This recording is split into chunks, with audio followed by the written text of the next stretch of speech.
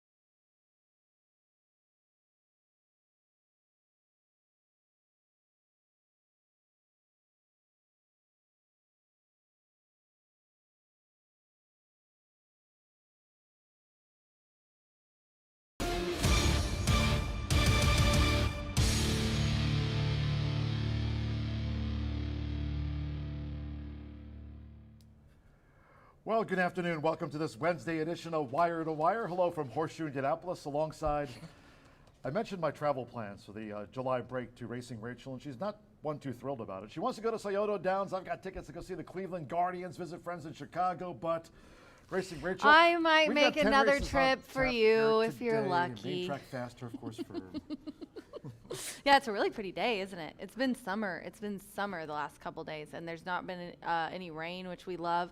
So yeah, really, really nice day of racing. Good card, minimal scratches. We're on the turf. What's not to love about this Wednesday? And also, given some of the weather, I mean, you know, our thoughts and prayers to those people like in Vermont, also in Phoenix, Arizona. I mean, just triple digits, 118 degrees, I think, you know, later this week in Phoenix. We're in the mid to upper 80s here, partly cloudy skies, so no complaints. Thoughts to those around the country here in the midst of summer. But again, I just mentioned that break. We've got a couple of weeks of racing left, and then the traditional summer break for those of us, we can recharge our batteries. Of course, the Track OTB Open Casino 24/7, but really looking forward to the end of this month, especially after the post-Indiana Derby. It's been a great season here and getting to halfway. Yeah, so we have a whole, this week of racing, a whole other week, and then we will have a week off the last of July, which is a good break for the horses, the horsemen, but also the turf course and the track and everything. Since we have such a long meet,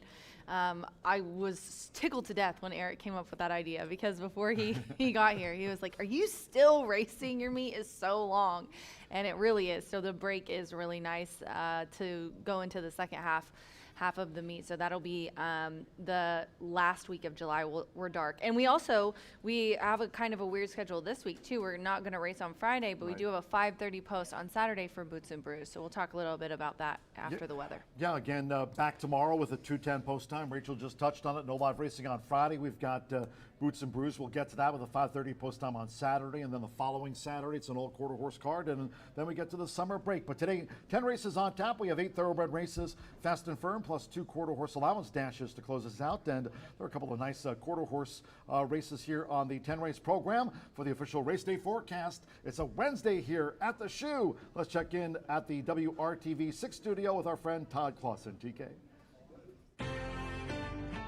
From Indy's streaming news leader, this is a WRTV update. Well, after 2 picture-perfect days of weather to start the work week, today, unfortunately, we do have the chance of a few thunderstorms in the forecast, but honestly, we'd be pretty unlucky if we saw one at the track, John and Rachel, as they'll be very, very spotty throughout the afternoon hours. Otherwise, we're looking at partly cloudy skies, warm into the upper 80s today with a little more humidity around as well. As far as those storms go, we do see one. It could be borderline strong to severe, with wind being the main threat. Shelbyville right on the border of the slight and marginal risk for severe weather. Hey. All right, yeah, cheers, TK. We keep our eyes, of course, always staying weather alert, both of us here at Horseshoe Indianapolis for our fans. Yes, absolutely. 10 races on tap, as I noted, 8 thoroughbred races plus a couple of quarter horse allowance dashes to close us out today. But we were talking about our schedule, and as we get up to the halfway stage of this thoroughbred and quarter horse meet here at Horseshoe Indianapolis. What a battle. I mean, last year it came down to, of course, kind of like the closing weeks between Joe Ramos and 3-time leading jockey here, Marcelino Pedrosa Jr. Of course, this season, Marcelino already having won the marquee event of the season, the Grade 3 Indiana Derby last weekend with Verifying. But Joe Ramos, I mean, nobody hotter. 5 straight days, multiple wins, triple, double, and 13 wins in the last 5 days, 40 wins for Fernando de la Cruz, 41 for Joe. Marcelino, they're tied at the top. Yeah, it's gotten so close with them, and Joe just, wow, live mounts here, great riding there. Some of them have been long shots. He won a few handicaps, I think it was a listed state. Justify My Love. Yes. On Derby Day, he was very excited about. So yeah, he's just been on a tear. Let's see if he can't just let's keep these good times rolling, ladies and gentlemen. See if we can't we need to make like a after this tear is over, Josh, you should make like a little highlight, like snippet of each one of those handicaps, the $500 or 500 wins, and get that shown, because he really has had a heck of a meet. So definitely, when you're handicapping today, mark down the name Joe Ramos, highlight that name in your program. 48th racing day here this season. So again, not quite at halfway for this meet that runs all the way through basically the mid part of November. Purse-wise, 3 of those jockeys that we just mentioned, Fernando de la Cruz on 40 wins, Joe Ramos and Marcelino Pedrosa Jr., they're tied at the top with 41. All 3 of those riders already over $1 million in purse earnings. So cheers to our bettors. It's been a terrific start as we get to the halfway part of this meet. Well supported by our bettors. Now, maybe that's, of course, when we have a chance to get like today on the firm turf course. So we are blessed weather-wise here today, being fast and firm, but also with decisions made during the off-season, that low 11.99% takeout I was about of the to pick say, fives. and the 2 pick fives we've changed, an early pick 5 and a late pick 5. It's been a very, hopefully we also keep these good times rolling, because it's been successful day after successful day. So very excited how the 2023 meet has started. Yeah, We're knocking on wood. Don't worry, Eric. And Eric, he's superstitious, so it's a good thing we did that. He also, every time there's a big day, he doesn't shave, because the first huge day he hadn't shaved, And so if you ever see him walking around with scruff, he's working for a big day. So we're all superstitious here. Knock on wood, grow out your beard. Let's keep it going. Whatever it takes, ladies and gentlemen. Rally caps on backwards. Yeah, as you the got to case put sometimes with us after yes, the- exactly. Me and John, we've got our own We do our superstitions, share. ladies and gentlemen. Absolutely. Today, again, racing with 10 races on tap. We kicked off this race week here, post-Indiana Derby on Tuesday. Now, again, tomorrow, we've got our live racing program kicking off at 2:10. It's opening day at Saratoga. So, of course, a lot of handicappers will be concentrating on them, hopefully us, and the track OTB, even during that little break for us at the end of July. Track OTB will be open as well, along with the casino 24/7. So fans can keep tabs on their favorite horses racing here, maybe on the Kentucky circuit as well, and certainly as the season kicks off tomorrow at Saratoga. Today it is Racing Rachel's Warriors. After all, Wednesdays are for winning. If you're going to bill it as Wednesdays are for winning, it is definitely time for Racing Rachel's Warriors. Yeah, be sure to go down to the contest counter. You must be on property to play this one, because every single person throughout the week that gets the top spot will be allowed to play in the final. That is for $2,000. There's $1,000 to the winner, I do believe. And we also have a November 15th final, and 2024 NHC seats on the line. So a couple of good ones. Yeah, you know what? We didn't mention that yesterday. Yeah. tell me So more. listen, I was what's- in the winner's circle, and Michelle Elliott comes up to me, and she was like, the Indiana sired filly that won no, it wasn't an Indiana sired filly. Dang it, it was on the notes yesterday. But Defining Hope is a mare that ran for Amy Elliott and Michelle Elliott back in the day, and she, Defining Hope, had one of the fillies that won on Derby Day, which I can't remember the name of. I forget which one it was. She came up to me. It had to be like 10. It wasn't Derby. It wasn't the Derby winner. I'll figure it out. But so excited for the Indiana bred We'll put it on program. notes tomorrow. Yeah, I'll ask Tammy to remind us again, because I wanted to mention it yesterday. Because I saw that, but I wasn't sure. Yeah, because Michelle came up to me and told me. So shout out to Michelle Elliott for pointing that out, and then Tammy also putting it on the notes. But either way, it doesn't even matter who it was. It's exciting for the Indiana sired program to have Defining Hope produce a graded, I think it was the Indiana Oaks, listed or graded stakes winner Saturday. So I know all the Indiana horsemen were kind of excited about that. I wanted to make sure to mention it. It was pretty exciting. And once again, cheers each and every racing day for so many seasons here to Tammy Knox. We get the daily Oh my gosh, notes. yeah. Tammy does a terrific job, and when we talk about Defining Hope and Boots and Brews, which Yeah, by the way is I coming lean on up her for these. Saturday. So- Like the other day, I didn't get one for some reason. I think it was just on the printer, and I was like, I where see are my the same notes? thing. Where are the Where are notes? my notes? I used to be able to do these without notes, but I can't now. I lean on Tammy Knox. I lean on Racing Yeah. Rachel. This Saturday, Got your as it back. says in Tammy's notes, it is Boots and Brews, sponsored by the Indiana HBPA. Cheers to them.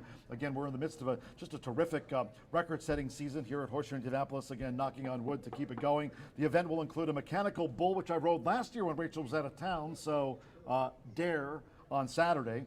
Also, the Western Town Shooting Gallery. I'll be nowhere near that with Racing Rachel. I will, yeah. Giveaways, summer Saturdays at the shoot contest, Winner's Circle promotions. Of course, we've got Megan, we've got Robbie. They're always rolling those Indiana Derby t-shirts up. And first race post time will be 5:30 p.m. So we've got that evening racing here under the Saturday night lights at the shoe. And then I can go to the casino and bet those Progressive Slava shoes. Yeah, and hit, because you are so Just what lucky I with do. those. It's insane. It's my jam. I gotta find somebody to challenge at the shooting game, because I've beaten all you guys, and it's like nobody wants to about- get taken down. What about Ricky Giannini? No, I beat Ricky bad in the axe throwing. How about you take on Brian and I'll hold the camera? Yeah, Brian, I'll do you the want to do camera. the shooting thing I'll on do the Saturday camera and with you take me? on Brian. Yes. Yeah, all right. That's what Come we like. on, thumbs Brian, up. my favorite cameraman ever. This coming Saturday, again, we've got Boots and Brews. We just touched on that with a 5:30 post time. And then a week from this Saturday, Oh, yeah. it'll be a third all-quarter horse stakes day, which will be held on July 22nd. We have to run those because it's in Martha's contract. Yeah, but you know what? She's not coming that day, I don't think. Is she? Well, we canceled that one. Yes, we did. So she I go? was about to say, we are going to make it up August 8th. The Saturday, or it's August 12th, I'm sorry, which is after, this one's July 22nd, then there's an August 12th one. We booked her hotel the That other was day. weather-related, yeah. Yeah, here we go. Yes, July 22nd, and then she's going to be here August 12th to make up for the one that we canceled. We booked her a hotel room. I am going to be on a bachelorette houseboat weekend that weekend. Yeah, So I look it's going to forward be to seeing that on JJ and TikTok. Martha. I know. It's That going to be better- that's gonna JJ be and on Martha TikTok. on all quarter horse day. I will try to not post anything too embarrassing. Yeah, I'll be watching TikTok all day for that. Yeah, I know you will. No, you'll get the good ones. Social media won't. You and to our HS Indie guys, Lucky mass me. text. You guys will get the fun ones. I'm not putting that on social because you Can't wait. guys are out for me. Stop it. Cheers to our big sponsors. I'll be getting that TikTok video. Yeah, you will. Big sponsors in 2023. Cheers to Brown Forman Tequila, Herradura, Corbel. We were just popping. Marcelino Oh my was just God. popping the champagne. That was so in the fun. High Bar Real Estate Winners Circle after the Indiana Derby. He was of like- course, he won it on verifying for Brad That was Cox. For God's amazing. sakes, a two-time Eclipse Award-winning trainer. Cheers to them. Breed Development. And I mentioned High Bar Real Estate. Winners Circle here in 2023. There's Alicia. She's been happy about all the promotion I've been doing. I mean, just Yeah, always you're crushing always it. smiling She's there so on the smiling and so wonderful. We're so happy to have her 317. partnership. 512-3767. And perhaps High Bar Real Estate, of course, they're ready to champion you if you reach out to them in all things real estate. And High Bar Real Estate looking for champions to join the team. Again, you can check them out on the web at highbarrealestate.com. They're on Facebook. They're on Instagram. Is Alicia there on TikTok? Yeah, I think she's on Instagram. I don't think, no. I haven't checked on TikTok yet. You can ask her by calling 317-512-3767. And a quick commercial break. Yeah, let's here. get you out of here because Double Wide just texted me and said that there's no Edgar Morales. So he's got a lot of changes right. for you. So John will have to report those for you. We don't have them yet. Racing Rachel is off to Yeah. Racing Rachel. To Rachel land. I'm always fun. Ray was right there in her office yesterday. I'm heading up to the broadcast booth. Brian Aragoni, Brian's in the back cave somewhere. That's why we call him B. He'll be talking about the 50-cent early pick 5. Back with back more right after cave. this.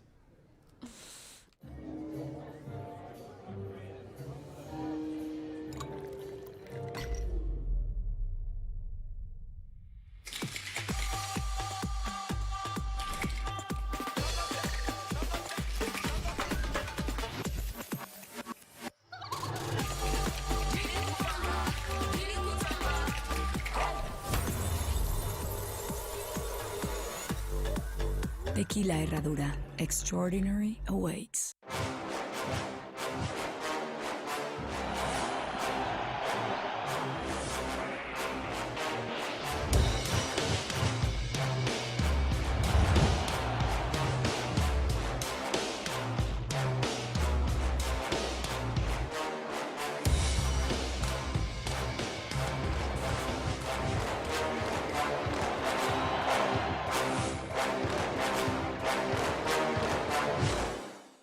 With over 200 flavor notes, every sip of Woodford Reserve Bourbon is a spectacle for the senses. Feel the excitement with TwinSpires.com, the official betting partner of the Kentucky Derby and Breeders' Cup. With TwinSpires.com, place legal wagers and watch live horse racing wherever you are on any device. Sign up, play, and win today. New players use promo code FREE100 on sign up to start your $100 bonus. With TwinSpires.com, you can bet on horse racing. Get the TwinSpires.com app to receive special offers and the most up-to-date information. Terms and conditions apply. Void where prohibited. Please wager responsibly.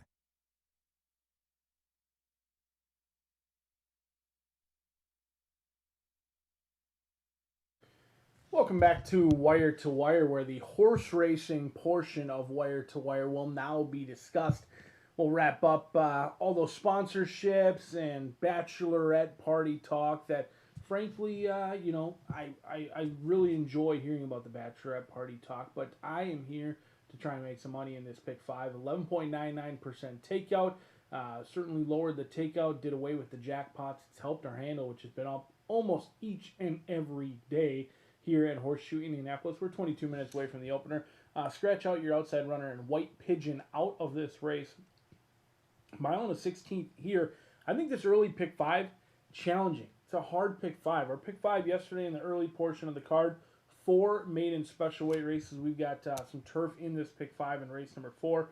A couple of maiden special weight races again today as races 2, 3, and 4 will crown a maiden no more. But we'll take a look at race number 1. I'm going to go 3, 5, and 7 in here.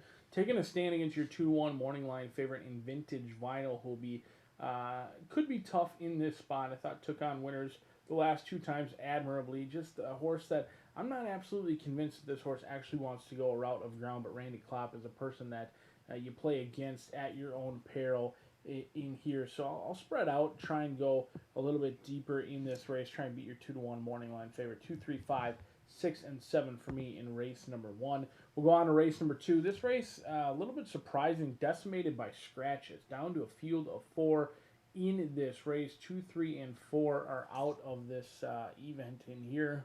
I'm going to try In My Dreams, who's on the turf last time out, was well back, closed good ground. I thought a sneaky playback. A little bit surprised that they didn't come back on the turf. They come back on the main track where they debuted and took some action as well. For a Jim Corrigan trainee who went off at 8-1 on debut in a field of 7 over at Churchill Downs. I was impressed with what I saw on the turf course. We'll see if it can translate to the dirt, but I do think In My Dreams, strictly the horse to beat. So the first of 2 singles in this pick 5. In race number 2, I'd recommend taking a stand. I will do just that with your 4-1 single. But if I were to add one horse, it wouldn't be the second choice. It'd be probably the longest shot on the board. Revenge Tour. Travis Short owns and trains.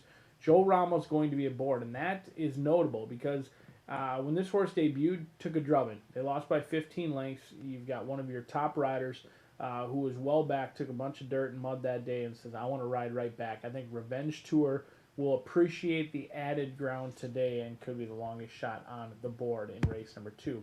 Race number 3, 1 mile and 70 yards on the main track. Scratch your inside runners 1 and 2.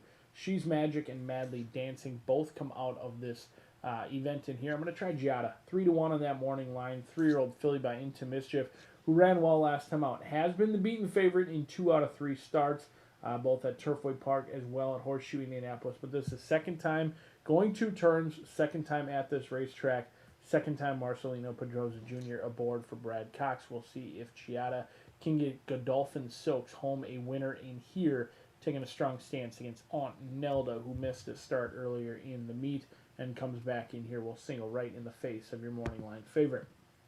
Race number 4, we'll head out to what Aaron's deemed VA's turf course for the first time of the day. 5 furlongs going to be in here. Now with 2 singles, I'm going to go 4 deep, but I think you could probably afford to throw some more horses in here. This looks like a wide open event. You got a ton of first-time starters.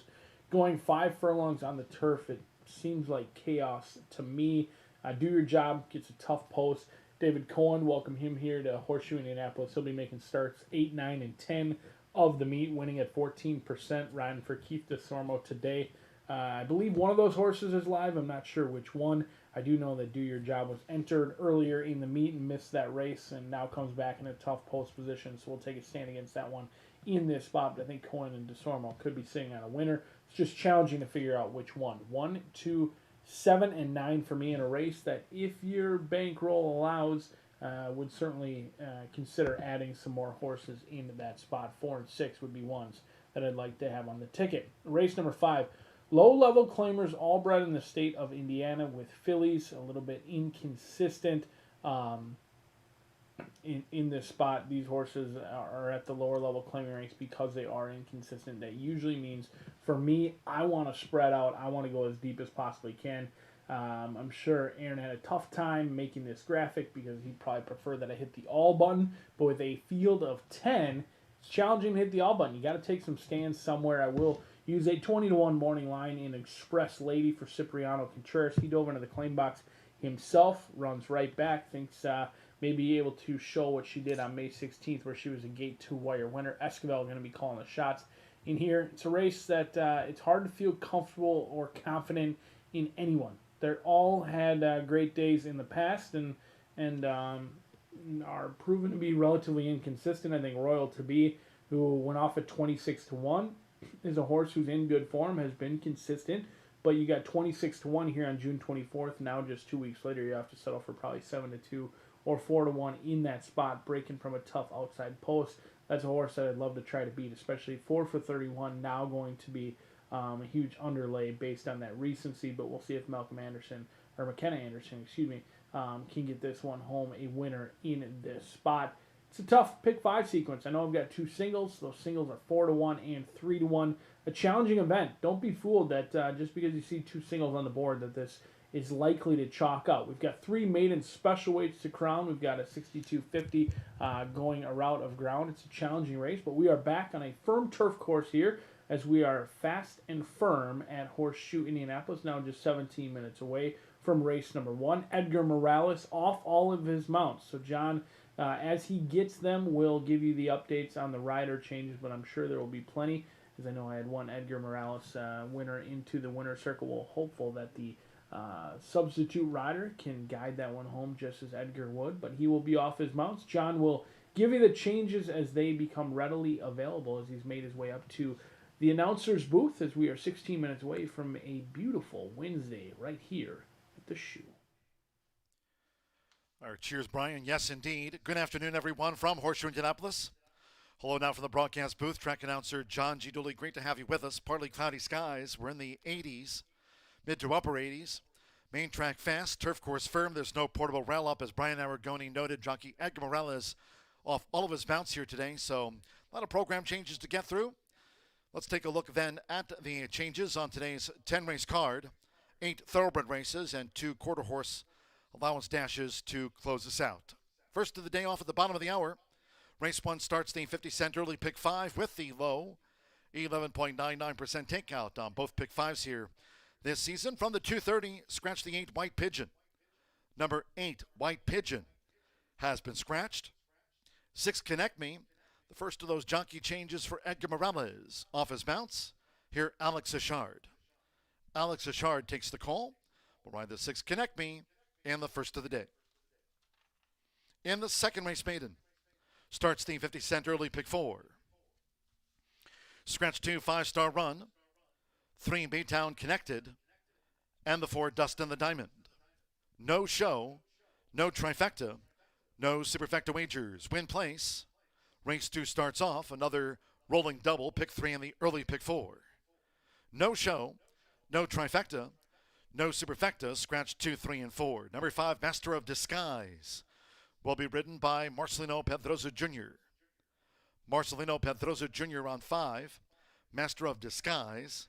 6, In My Dreams, will be ridden by Rodney Prescott, all-time winningest jockey here. 3-time champion, Rodney Prescott, will partner the 6, twice started, In My Dreams in the Maiden Mile. So the third race we go. Third race, Maiden, scratch 1, Madly Dancing, and the 2, She's Magic. Once again, no show, no trifecta, no superfecta bets. Win place, double pick 3. Scratch the 1 and number 2 from the Maiden. On to the fourth race. Maiden Juvenile Turf Sprint, course firm. Again, there's no portable rail up this race week. Fourth race starts off the 50-cent Late Fire 5 with that low 11.99% takeout on the featured pick 5s. Scratch 11, Marid, and the 12, It's Last Call. That juvenile was entered as an MTO. Course firm, scratch 11 and 12. Number 5, Honoria, a change of rider to Rodney Prescott, 2 over. Rodney Prescott on 5, Honoria, plus 2 pounds. Number 7, Who's Snow Trouble, will be ridden by Jack Gilligan. Jack Gilligan on the 7, Who's Snow Trouble. Number 3, Justin's Baytown, is a gelding. Scratch 11 and 12. Race 5 of today's 10. Phillies Mare Sprint. Here are no scratches. All 10 run.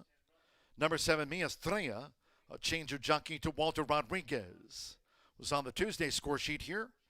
Walter Rodriguez will partner the 5-time winner, number 7, Mi Estrella. To the 6th race we go. Maiden Turf.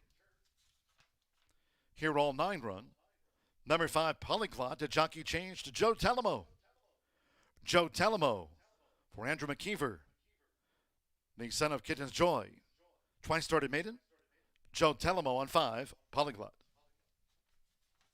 In the 7th race sprint, scratch 2, Gormley's Got Game, 5, Telefame, and the 10, Vivid Verse.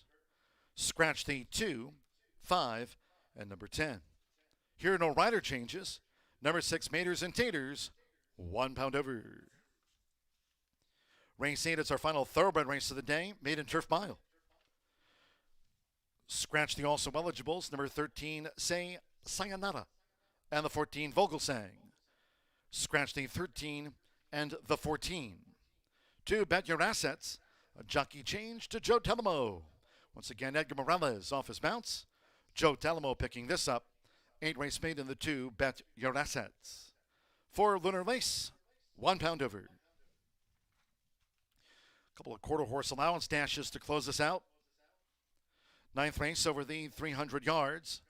Fast track at this hour, Headwind. Scratch the also eligibles, 11 Egoist, 12 Hidden Prize, and 13 EC Prosperity. No rider changes. These overweights reported. Overweights as you see, the 2 plus 2, 3 plus 3, the 4, 3 over. Make the 5 Quiet Conversation 3 over, 7 plus 5, 8 Bourré, 5 pounds over, and number 10 Invited, 3 pounds over. Scratch the also eligibles, 11, 12, and number 13. Okay, last of the day, race 10. We close with that quarter horse allowance over the 350 yards. Due at 7:06 p.m. Eastern. Here, no scratches, no rider changes. These overweights listed. 3 time for a Hero plus 3. The 4 plus 5. 5 plus a pound makes the weight there 129. 6 plus 5. The 7 Ivory 6 packs 5 over. And the 9 plus 3, no scratches in the finale at 7:06. 2:30 opener. Partly cloudy skies at this hour. Mid to upper 80s here. The first of the day starts the 50-cent early pick 5 with the low 11.99% takeout. Due at 10 minutes time. Make it a great day with us here at Horseshoe Indianapolis.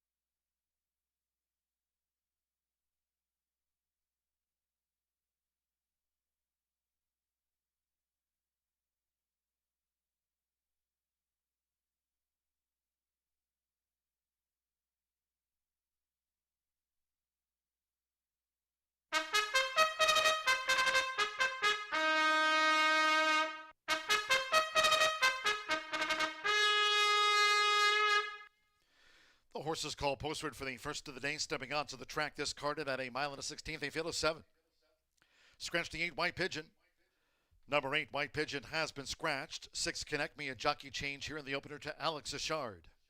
As noted during the program changes, Edgar Morales off all of his mounts. The first of those jockey changes here for the 6 Connect Me to Alex Achard. Race 1 of our 10 today with Exacta, Trifecta, Superfecta. Double pick 3 started the 50 cent early pick 5, featuring the low 11.99% takeout on both pick 5s here this season. Partly cloudy, temperatures in the mid to upper 80s. Short parades, if you can, do try to make your selections and wagers early, fast and firm. And the first due off now at the bottom of the hour.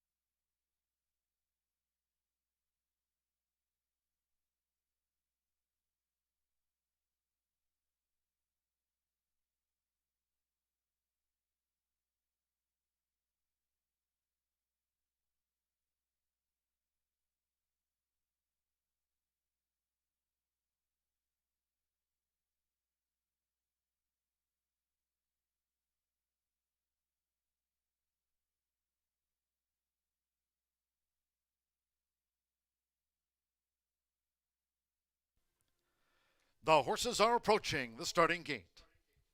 Going down to the mile and 16th start for the opener.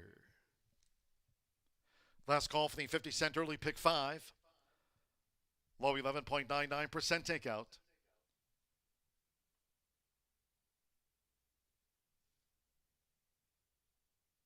Adding some extra time in which to wager on the first of the day.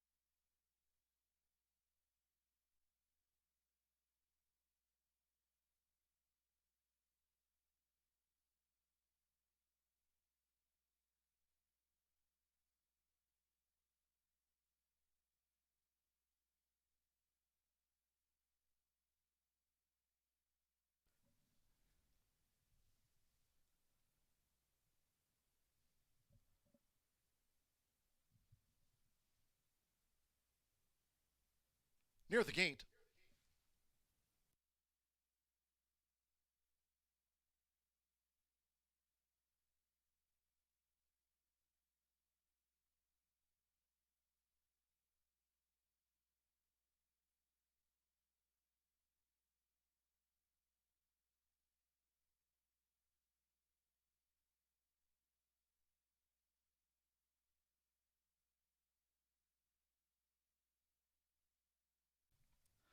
The horses have reached the starting gate. It is now post time. They're going in. Fernando de la Cruz with one particular harbor.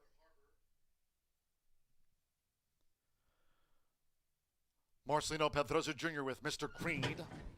Like firing range, both for Gennaro Garcia. Manny Escobar with Charlie's Medal. 6-5. It's the first favorite, Charlie's Medal. Simmer Bermudez with Vintage Vinyl. Joe Ramos with Versatile coming up. Alex Achard with Connect Me. Now Versatile. This over the mile and a 16th. Stand by, one more. Santos Sanjo with Firing Range. It's fast and firm for today's 10-race card. They're in the gate.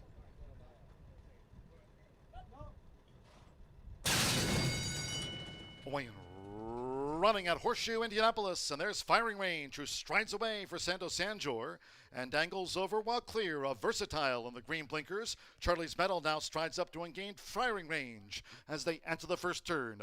It's Charlie's Medal and Firing Range with 7 furlongs to go. Vintage Vinyl is saving ground with Versatile in between horses. Mr. Creed is part of the pursuit, and Versatile's a bit ranked there, tossing his head about. In the meantime, coming up for Alex Achard, Connect Me in the black cap now gains third as they go to the back. Taken back was Versatile to settle, with on the outside one particular harbor. Making this backstretch run, it's Firing Range, who dictates terms in the first of the day at 10-1. Firing Range went to the front from Charlie's Medal, who keeps tabs on the front right there from Manny Esquivel. Vintage Vinyl is running in third, Connect Me in fourth. Mr. Creed tight there, fifth in between horses. One particular harbor running second to last, and Versatile trails here in the Wednesday opener. They head toward the far turn. No sectional splits here for Firing Range, who continues to be the front runner. They round the far turn to 3 furlongs from home. Charlie's Medal sizes up Firing Range. Vintage Vinyl, Connect Me. One particular harbor looking to gain on the extreme outside. Here's Mr. Creed now in the clear. Mr. Creed is nosed into third from wide, Connect Me, as Charlie's Medal takes the front past the quarter pole. Then to the inside, Vintage Vinyl. Versatile's bid is on the far outside. Charlie's Medal spins them in. Coming down to the final furlong. Charlie's Medal to reel in from Firing Range. Mr. Creed in the red blinkers between horses. Connect Me levels off. One particular harbor drifts off his line. Still finding for Manny Esquivel, it's Charlie's Medal. Charlie's Medal on top of the podium here. Charlie's Medal. Charlie's Medal to win it from one particular harbor. Mr. Creed third. Connect Me finished fourth.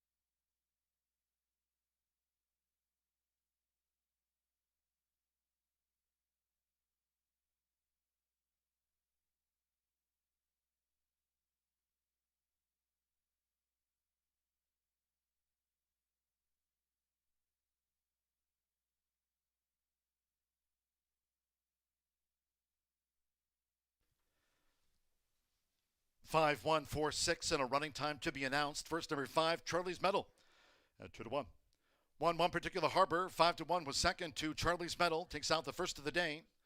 The 4, Mr. Creed at 7-2 third, and a 39-1 odds. 6, Connect Me gets into the frame. It's 5, 1, 4, 6. Hold all bets until official. Well, there was no final time nor no sectionals. It goes Charlie's Medal's way. Was always traveling well with Manny Esquivel for Carl Broberg. And Zone Athletics win here at Horseshoe Indianapolis with 2-1 Charlie's Medal. The 5 starts the early pick 5 off.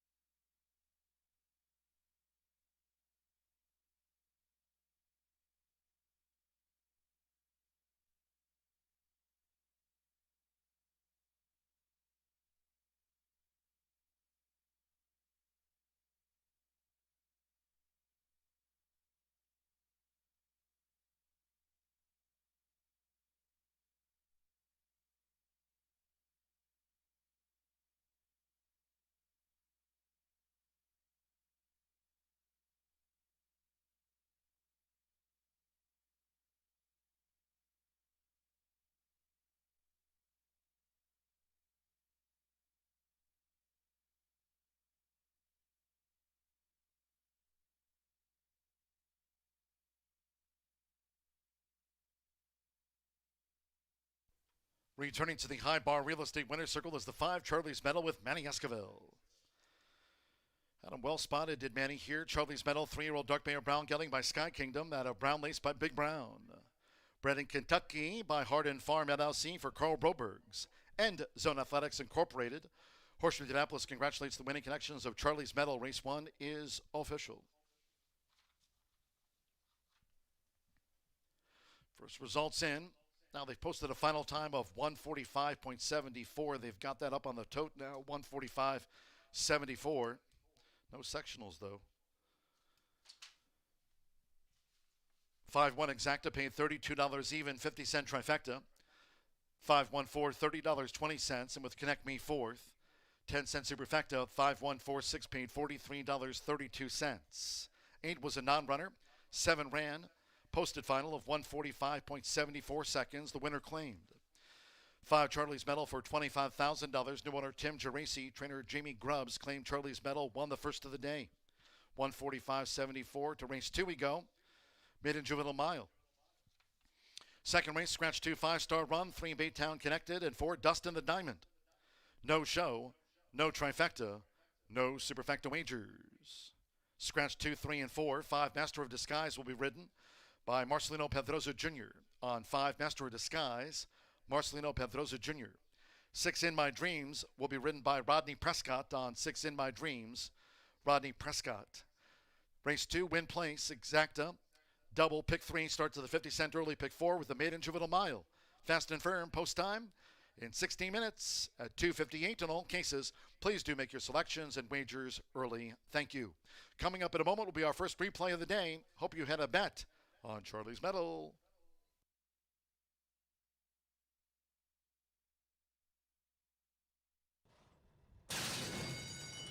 Away and running at Horseshoe Indianapolis, and there's Firing Range, who strides away for Santos Sanjor and dangles over while clear of Versatile in the green blinkers. Charlie's Medal now strides up to engage Firing Range as they enter the first turn. It's Charlie's Medal and Firing Range with 7 furlongs to go. Vintage Vinyl is saving ground with Versatile in between horses. Mr. Creed is part of the pursuit, and Versatile's a bit ranked there, tossing his head about. In the meantime, coming up for Alex Achard, Connect Me in the black cap now gains third as they go to the back. Taken back was Versatile to settle, with on the outside one particular Harbor. Making this backstretch run, it's Firing Range, who dictates terms in the first of the day at 10-1. Firing Range went to the front from Charlie's Medal, who keeps tabs on the front right there from Manny Esquivel. Vintage Vinyl is running in third, Connect Me in fourth. Mr. Creed tight there, fifth in between horses. One particular Harbor running second to last, and Versatile trails here in the Wednesday opener. They head toward the far turn. No sectional splits here for Firing Range, who continues to be the front runner. They round the far turn to 3 furlongs from home. Charlie's Medal sizes up Firing Range. Vintage Vinyl, Connect Me. One particular Harbor looking to gain on the extreme outside. Here's Mr. Creed now in the clear. Mr. Creed is nosed into third from wide, Connect Me, as Charlie's Medal takes the front past the quarter pole. Then toward the inside, Vintage Vinyl. Versatile's bid is on the far outside. Charlie's Medal spins them in. Coming down to the final furlong. Charlie's Medal to reel in from Firing Range. Mr. Creed in the red blinkers between horses. Connect Me levels off. One particular Harbor drifts off his line. Still finding for Manny Esquivel, it's Charlie's Medal. Charlie's Medal on top of the podium here. Charlie's Medal to win it from one particular Harbor. Mr. Creed third, Connect Me finish fourth.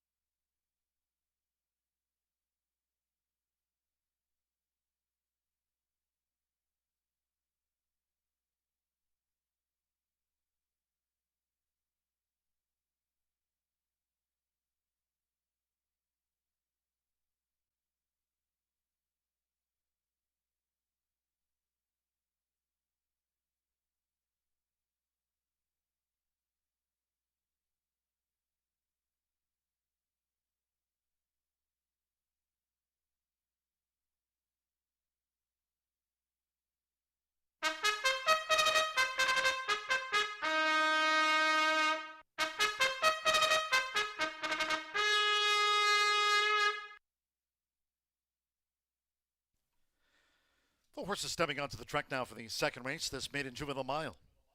In field of 4, take out 2 5-star run, 3 Baytown Connected, and the 4 Dust in the Diamond. Scratch 2, 3, and 4.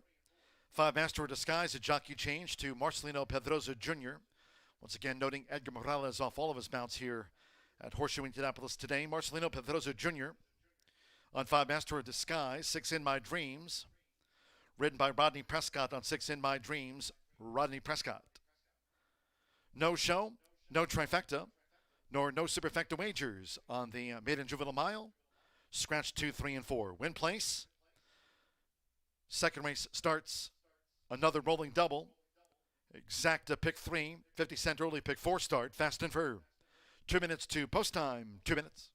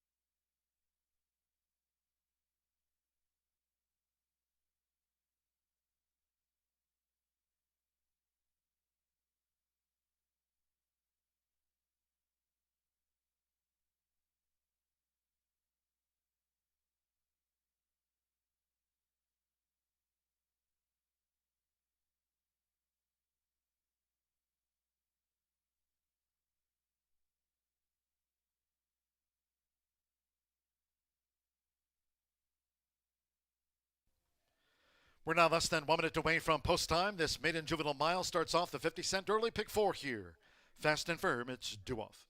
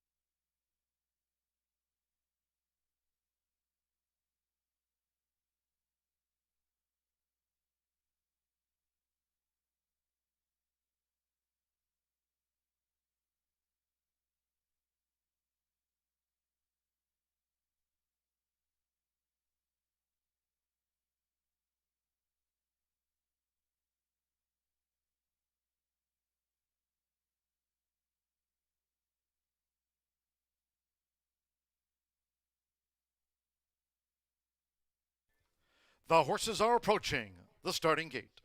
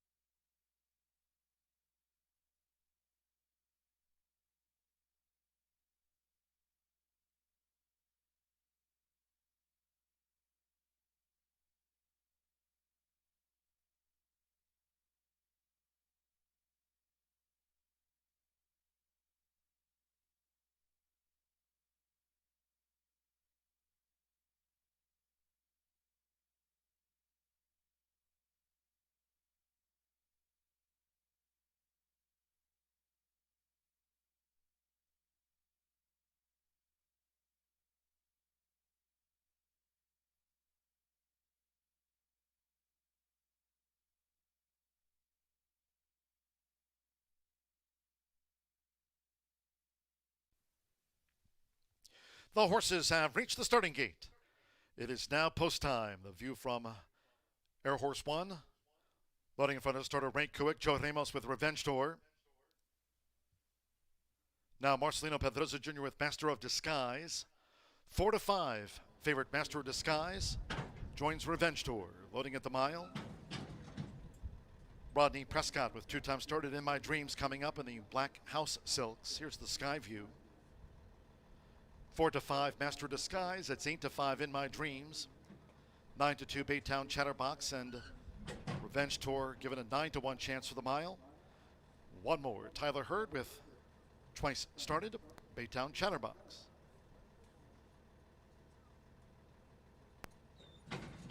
All in. They're off. Revenge Tour, Master of Disguise, green with a gold sash. On the outside is Baytown Chatterbox, and in the black silks In My Dreams as they enter the first turn. On the outside, it's Master of Disguise, who's forged ahead here for Marcelino Pedroza Jr. Revenge Tour in the red silks with the blue cap, taken back by Joe Ramos. And right there on the outside is Baytown Chatterbox for Tyler Hurd, who's up and after Master of Disguise, who leads by 1/2 to 3/4. With Rodney Prescott, In My Dreams is now a clear third, and Revenge Tour has drifted back to 4th and last. The first 2 of 8 furlongs in 24.39 seconds. Making this run toward the half-mile pole, it's Master of Disguise. Master of Disguise leads the maiden juvenile mile from a close-up Baytown Chatterbox, with In My Dreams looking to draw in from third, 4 lengths away to Revenge Tour. Master of Disguise, Baytown Chatterbox, In My Dreams, and Revenge Tour.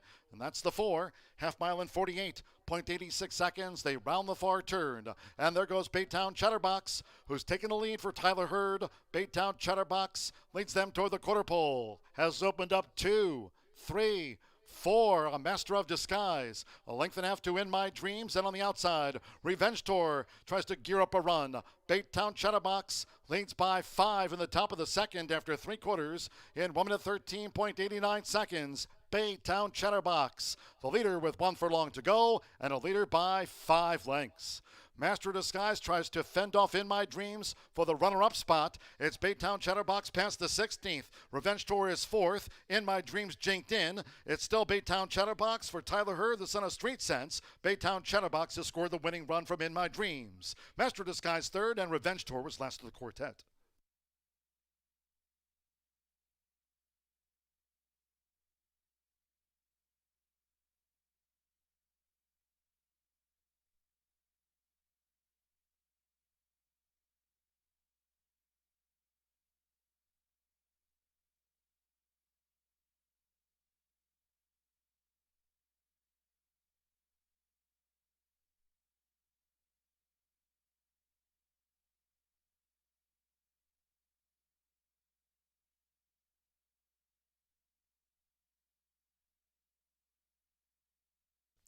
.142.04 the running time after the maiden juvenile mile. 142.04. 7651. That's the full order after the running race 2. First number 7, Baytown Chatterbox at 5 to 1. 6 In My Dreams at 8 to 5. Just could not reel in Baytown Chatterbox. Gets the result. 5 Master of Disguise.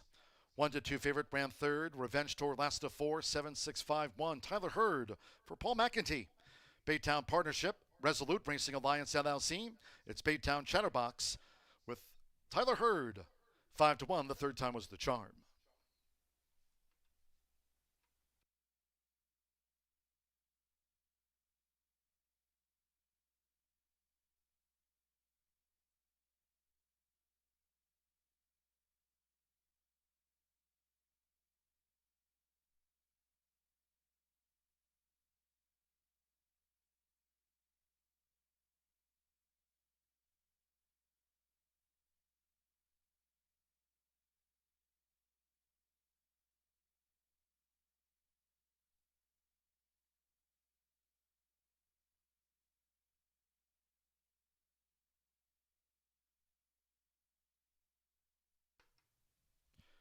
Result official.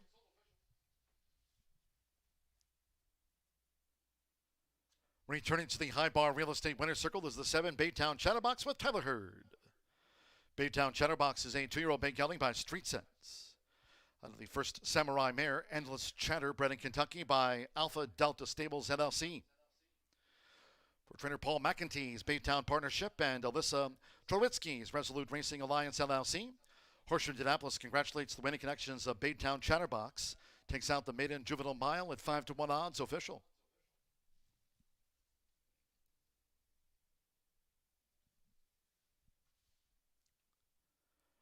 Results and prices. There was no show, trifecta, nor no superfecta wagering featured on the second race. 7-6 exacta combining Baytown Chatterbox with In My Dreams for $27.80. 5 and 7 the opening double combining Charlie's Medal with Baytown Chatterbox. $2 double for $64.40. 4 ran 142.04 after the Maiden Juvenile Mile. We go to the third. From the next Maiden, scratch 1 Madly Dancing and 2 She's Magic once again. No show, no trifecta, no superfecta. Win place. Race 3 starts off another rolling double and pick 3 again daily beginning on the first of the day. Every racing day here at Horseshoe Indianapolis we feature rolling doubles and pick 3s. Scratch the 1 and 2. Post time will be in 19 minutes at 3:27.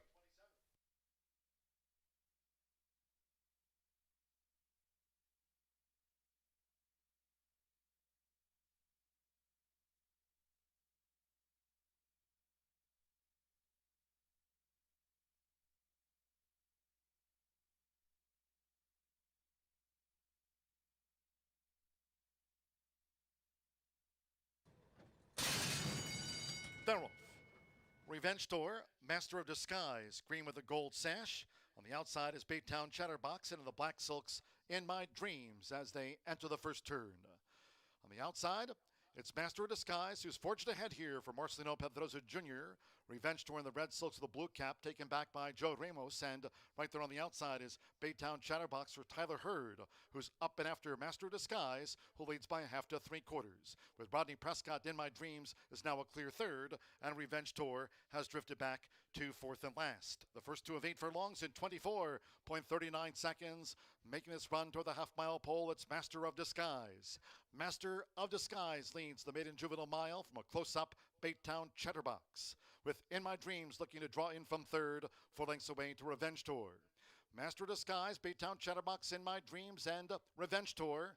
And that's the 4. Half-mile in 48.86 seconds. They round the far turn. And there goes Baytown Chatterbox, who's taken the lead for Tyler Hurd. Baytown Chatterbox leads them toward the quarter pole. Has opened up 2, 3, 4, a Master of Disguise. A length and a half to In My Dreams, and on the outside, Revenge Tour tries to gear up a run. Baytown Chatterbox leads by 5 in the top of the second after 3/4 in 1 minute 13.89 seconds. Baytown Chatterbox, the leader with 1 furlong to go, and a leader by 5 lengths. Master of Disguise tries to fend off In My Dreams for the runner-up spot. It's Baytown Chatterbox past the 16th. Revenge Tour is 4th. In My Dreams jinked in. It's still Baytown Chatterbox for Tyler Hurd, the son of Street Sense. Baytown Chatterbox has scored the winning run from In My Dreams. Master of Disguise 3rd, and Revenge Tour was last of the quartet.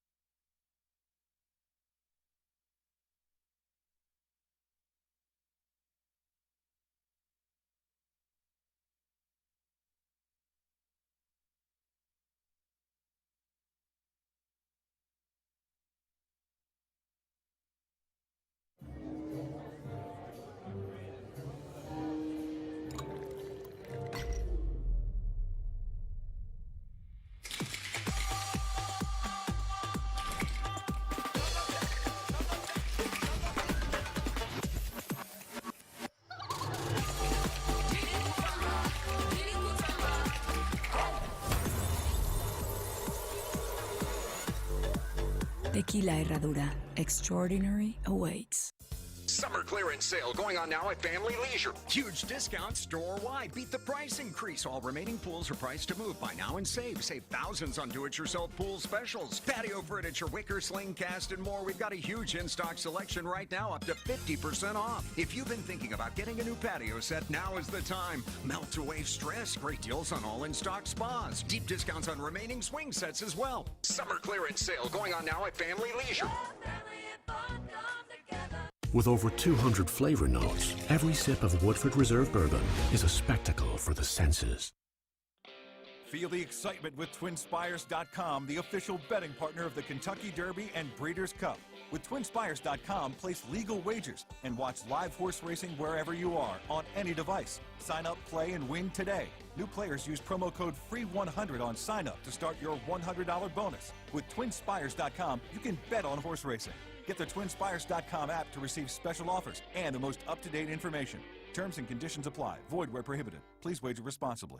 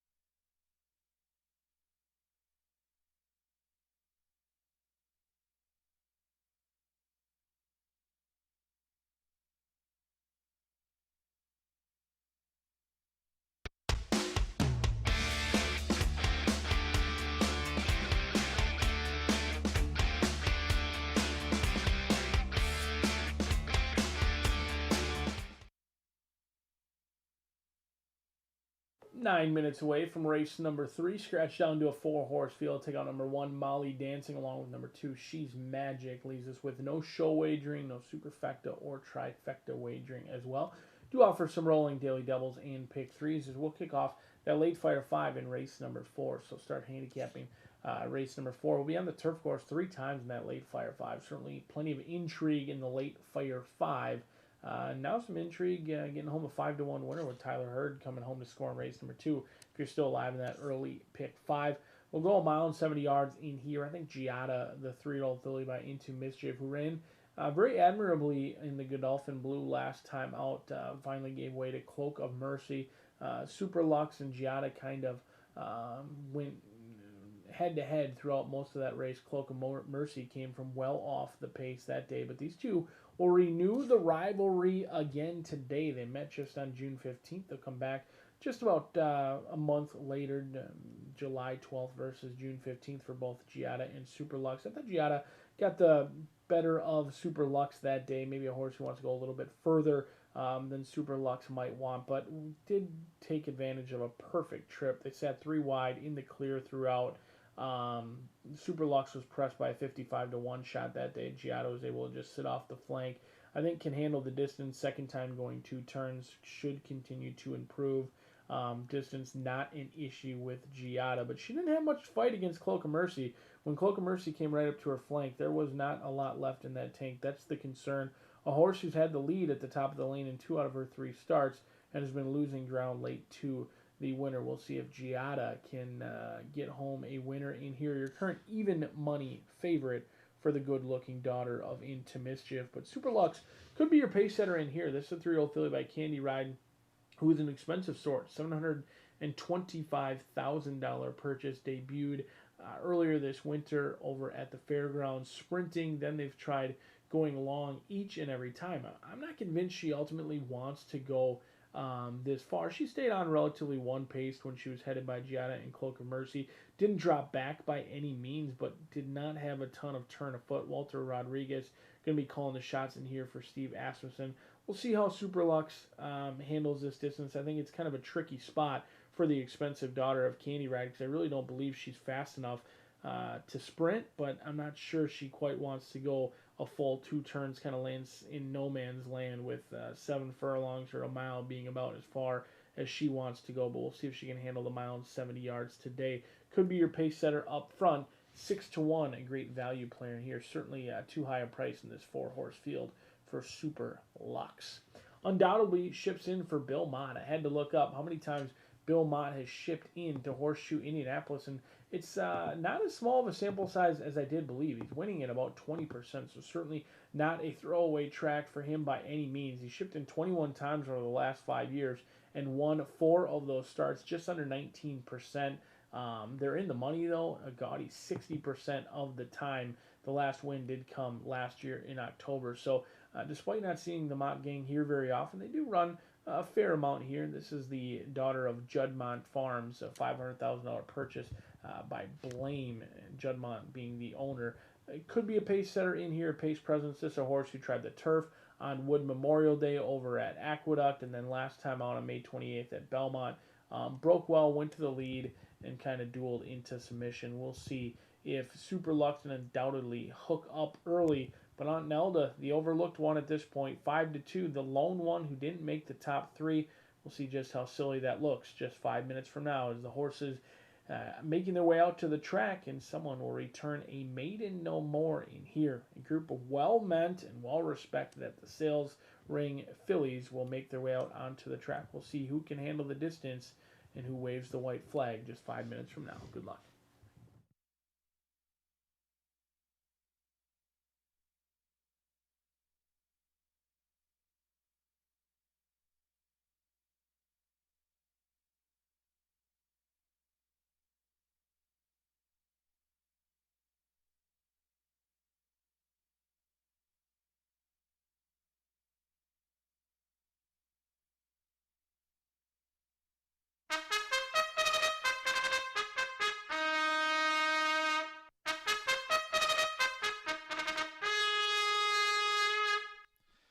The horses called postward now for the 3rd race. It's the Jungklaus Classic at 1 mile and 70 yards. A field of 4. Scratch down to this quartet. Take out 1, Madly Dancing, and 2, She's Magic. Scratch the 1 and 2. Win place. Exacta. Double pick 3. No show. No trifecta. No superfecta. Scratch the 1 and number 2. Fast and firm. 4 minutes to post time on parade. 4 minutes.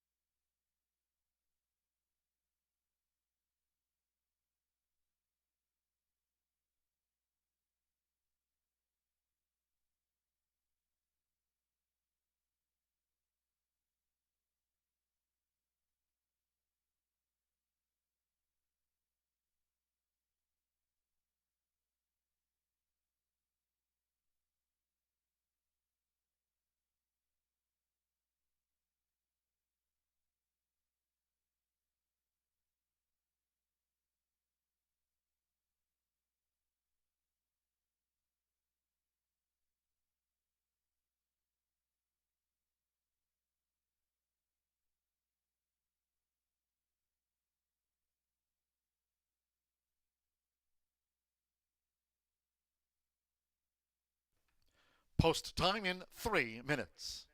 3 minutes to the maiden.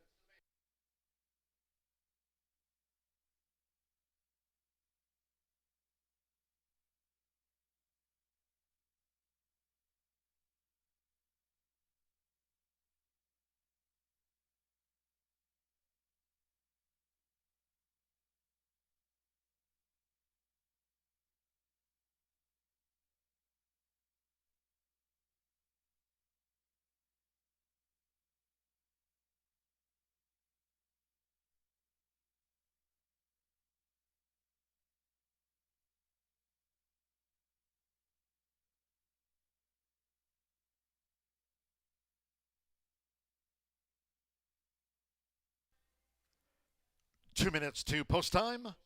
2 minutes.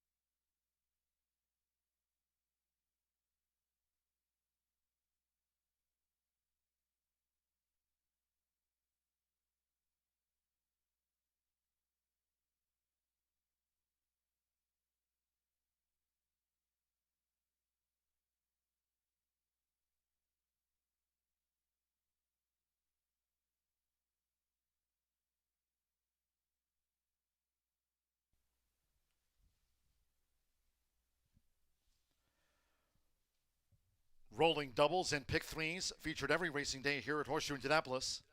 The horses are approaching the starting gate.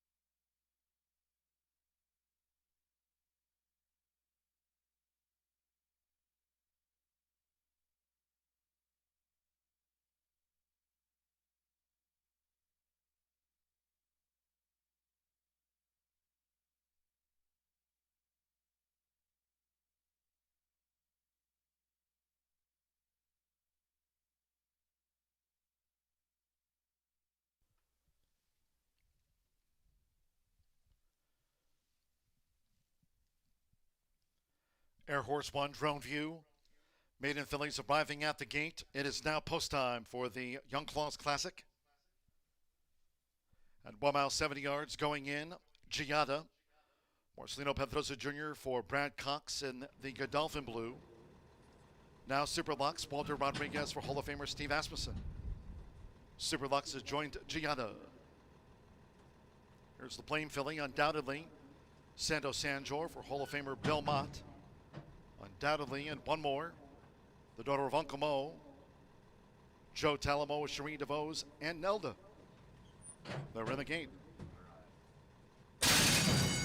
And they're off. Giada broke real smartly there for Marcelino Pedrosa Jr. Giada makes an easy early lead. In the meantime, Slow to Go is undoubtedly who gives them a many-length head start. They enter the first turn, and the leader is Giada from Superlux, who stays close there for Walter Rodriguez. They have 7 furlongs to run. With Joe Talamo and Nelda in the orange cap is running in third, and after hesitating at the start with Santo Sanjor, undoubtedly has drifted back at this stage to be a long-looking last, and the front runner is Giada. Smooth sailing out in front here for Giada. Giada is leading here. Superlux as they make this backstretch run with Aunt Nelda galloping along in third, and undoubtedly looks to take closer order. The opening quarter in 25.02 seconds. Giada has the pace in her hands with Marcelino Pedrosa Jr. Superlux continues to track. Giada, Superlux, and Nelda, and undoubtedly as they head toward the far turn, half-mile split for Giada. 48.49 seconds. Giada by 3/4 length to Superlux, being asked to pick up now by Walter Rodriguez. Joe Talamo also running and Nelda to gain as they round the far turn. Giada from Superlux and Nelda, and undoubtedly green with a pink sash. The famous Judmont Silks remains last of the quartet. Giada leads Superlux for home after 3/4 in 1 minute 12.20 seconds. Top of the lane, it's Giada coming down to the final furlong, and Giada looking good here, leads by 4 to Superlux, who drifts off her line while 7 lengths away to Aunt Nelda, and undoubtedly they come past the 16th. Giada chased all the way home by Superlux. Giada with Superlux on the outside. It's Giada. Giada, the daughter of Into Mischief. Marcelino Pedrosa for Brad Cox, a Judmont win. Giada holds Superlux. They space the others, and Nelda, and undoubtedly.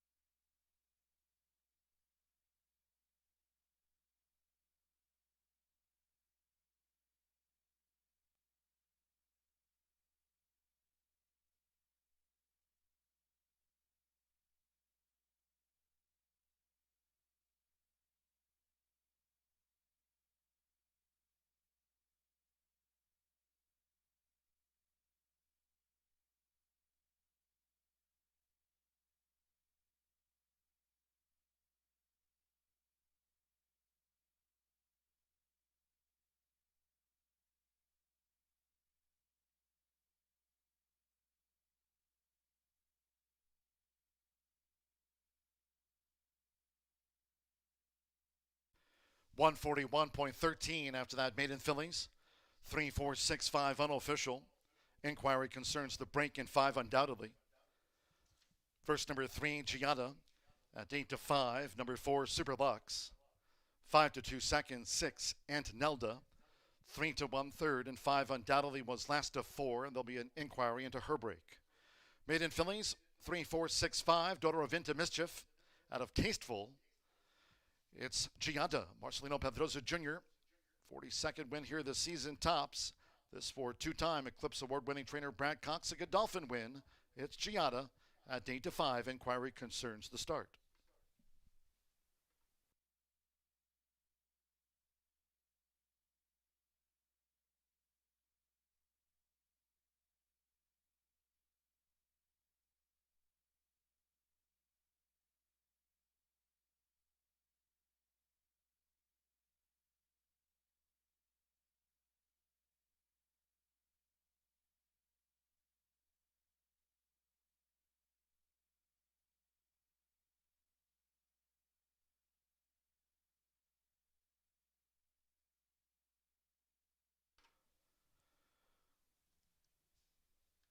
Causing her own issues at the start was undoubtedly, and she trailed them home 3-4-6-5 after an inquiry into the start.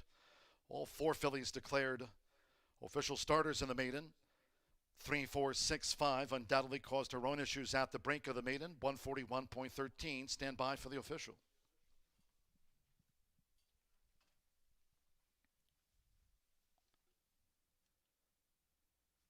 Returning to the high bar real estate winner's circle is the 3 Giada with Marcelino Pedrosa Jr.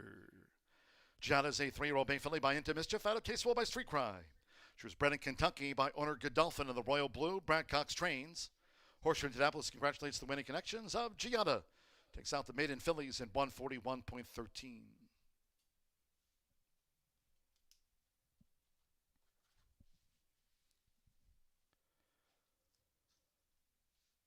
We welcome members of the Young Claws Classic Group here to Horseshoe Indianapolis today, joining us at the races. Part of the winner's presentation to Giada's Connections. It's official.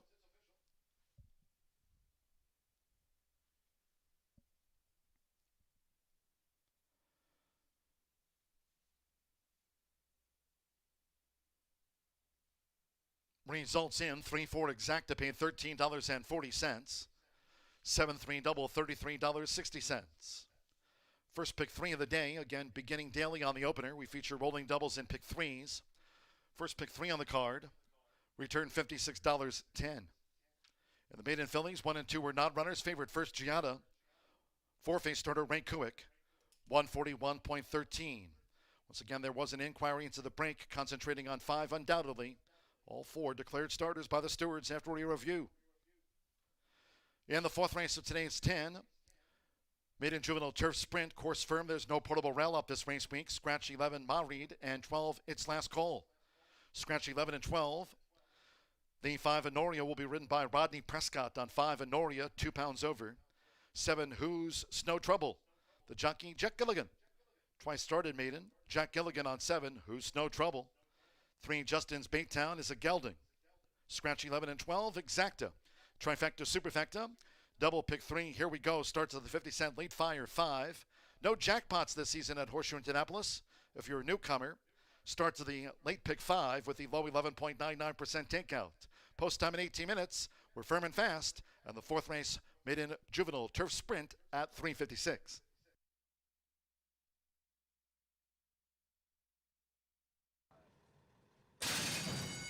And they're off. Giada broke real smartly there for Marcelino Pedrosa Jr.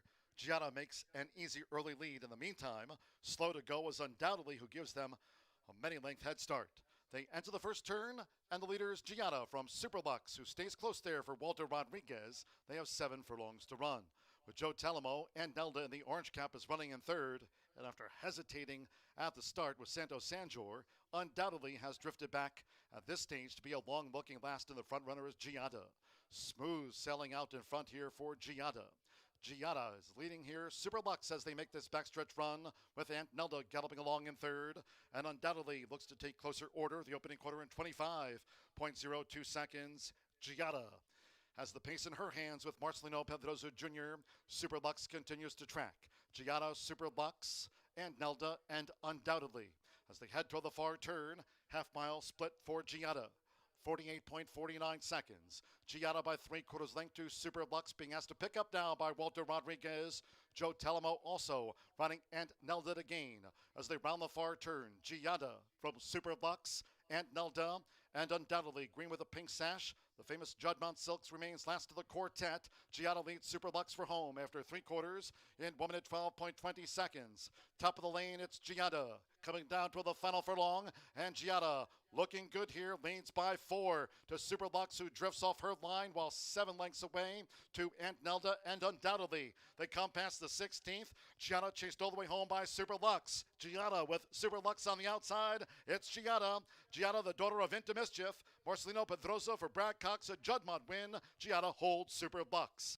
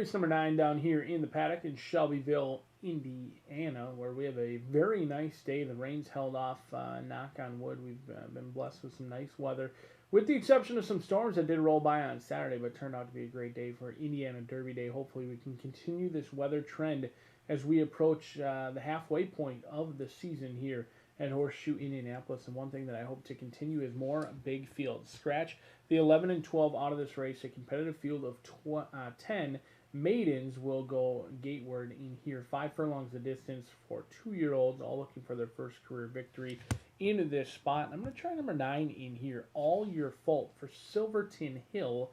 Darren Miller and Silverton Hill sending out the homebred in here. 2-year-old colt by Great Notion.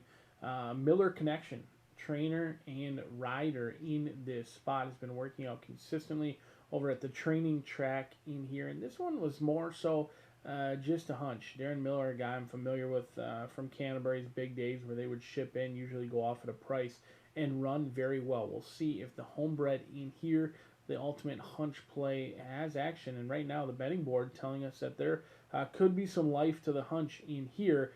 15-1 morning line, currently 5-1 on the board. Based on those daily doubles and pick threes, my guess would be somewhere around 10-1, so a little bit of an underlay, but still providing plenty of value.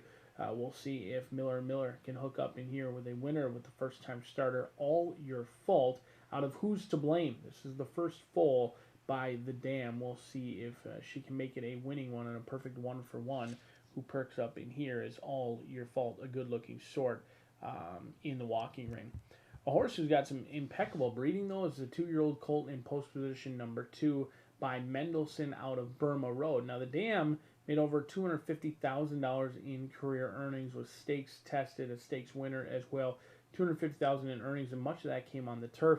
So far, she's been equally productive as a broodmare as well. I mean, she made $250,000 in her career, but her first foal is all of a sudden a stakes winner in only 4 starts so far, has won 2 of them. Stakes winner up in Woodbine, a very quick sort who's awfully quick. That stakes win did come at 5 furlongs.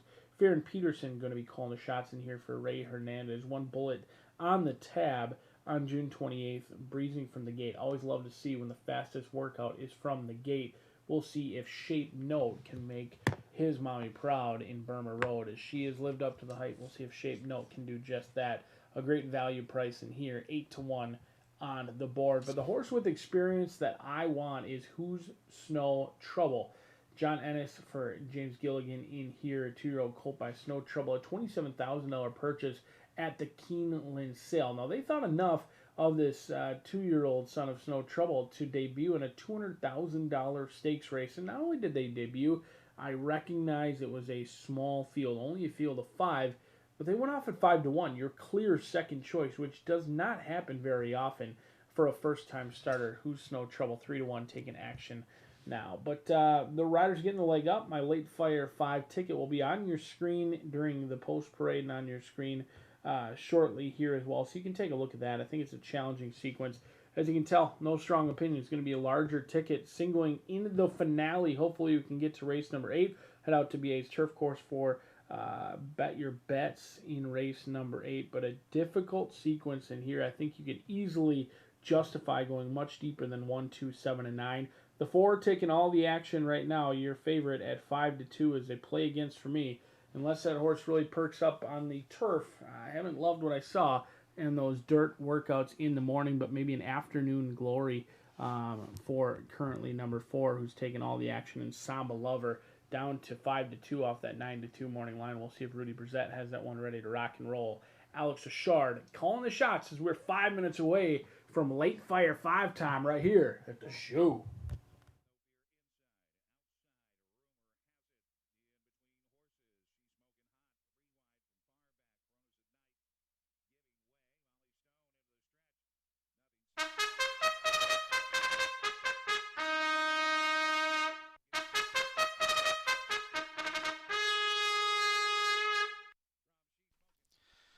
The horses called postward now for the 4th race. The first of those today carded for the turf course here at Horseshoe Indianapolis. Rated firm. There's no portable rail up. This maiden 2-year-old turf sprint over the 5 furlongs. A field of 10. Scratch 11, Maiden, and the 12, Its Last Call. Scratch 11 and number 12 from the race card. Rider changes. The 5 Honoria to Rodney Prescott plus 2 pounds. 7 Who's No Trouble, Jack Gilligan rides the 7. 3 Justin's Baytown is a gelding. Exacta Trifecta. Superfecta. We start another rolling double, pick 3. Maiden Juvenile Turf Sprint starts off the 50-cent late fire 5. No jackpots again this season here. Start to the late pick 5, Firm and Fast. 50-cent late fire 5 with the low 11.99% takeout on the pick 5s here this meet. 3 minutes to post time, 3 minutes to the off. She's smoking hot.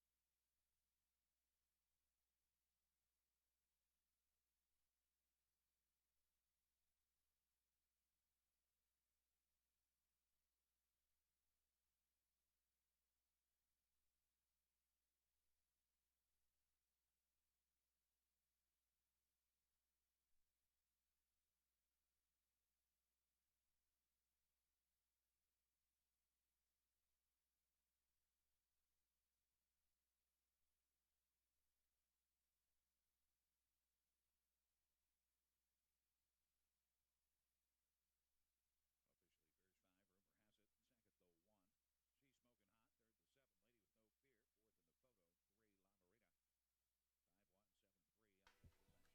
2 minutes. Winner circle. Winner of the second race. Number 5, Rumor Has It. The 3-year-old daughter of Well Said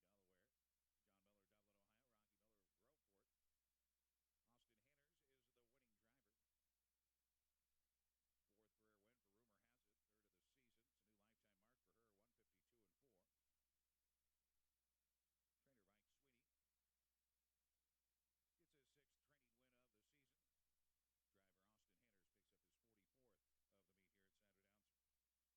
of the season.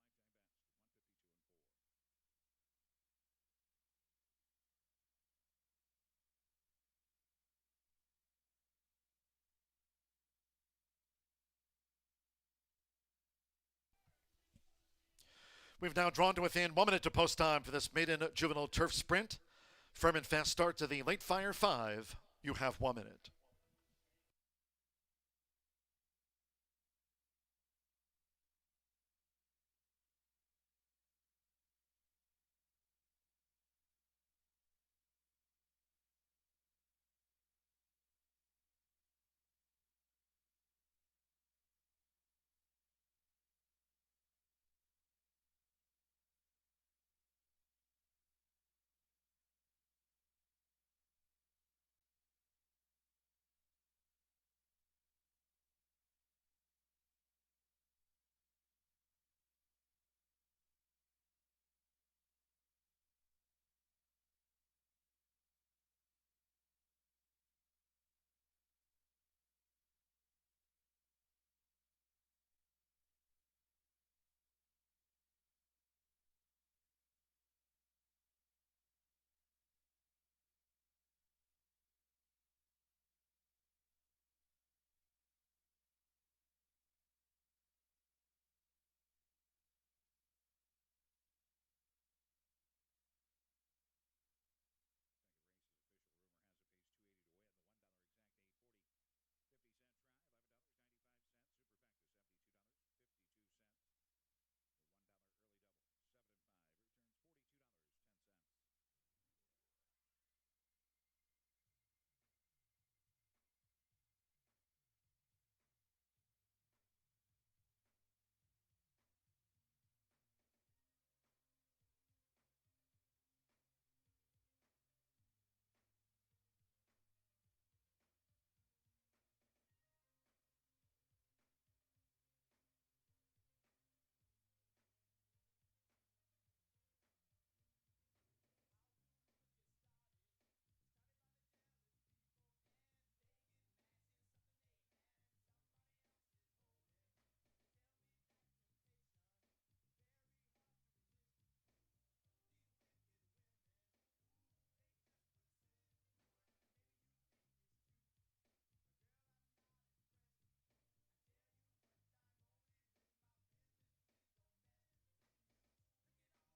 $42.10.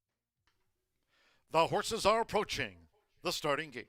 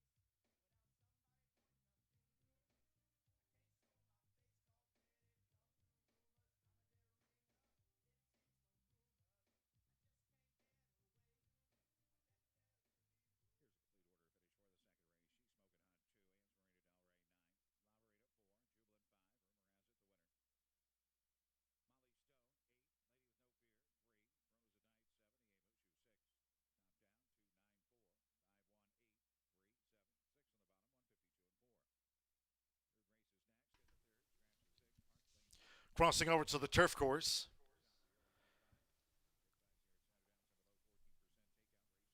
Near the 5 furlong start for this maiden juvenile turf dash.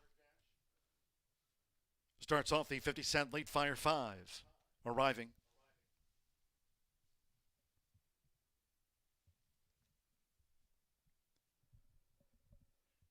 Who's No Trouble, 2-1 favorite.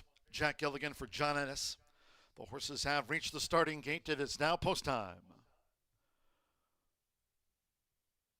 Loading for this maiden juvenile turf sprint over the 5 furlongs. Malcolm Franklin with Ouch Charlie. The newcomers in Ouch Charlie. Now Farron Peterson with Shape Note. Here's the son of Mendelssohn, Shape Note, to join Ouch Charlie. Joe Ramos with Colton's Pride. Colton's Pride has joined Ouch Charlie and Shape Notes in. Jack Gilligan with Who's No Trouble. 2-1 favorite, Who's No Trouble over the 5 furlongs. Justin's Baytown. Tyler Hurd won our seconds of the day for Paul McEntee. Here's Royally Flushed. Fernando de la Cruz with 40 wins here this season. Red with a blue cap. Samba Lover. Alex Achard for Ridolph Brissett. Coming up, Samba Lover drew 4. Chase Miller with All Your Fault in the hot pink.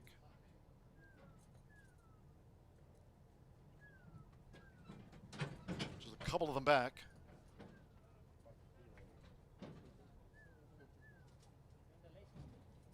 Rodney Prescott with Honoria. All Your Fault in. Honoria's joined the line, so stand by at 5 furlongs. One more. Do Your Job. David Cohen for Kent DeSormo, one of the 7 first-time starters. Course here firm, starts at the 50-cent lead fire 5. From Horseshoe Indianapolis, all in line. They're off and sprinting. Honoria broke sharp. There goes Shape Note. Right there, Who's No Trouble. And toward the inside is Ouch Charlie. It's Who's No Trouble. Who's No Trouble and Shape Note vying for the lead past the half-mile pole from a close-up. Honoria, Ouch Charlie running in 4th. Do Your Job is 5th. Then toward the inside is Justin's Baytown in 6th as they head toward the far turn. Following Justin's Baytown, Samba Lover being asked to pick up by Alex Achard as they round the far turn, as they come toward the top of the stretch. And then next is Colton's Pride in a well spread out field. We trail back to All Your Fault in the hot pink and Beaten for Pace. Royally Flushed trails as these maiden 2-year-olds turn for home.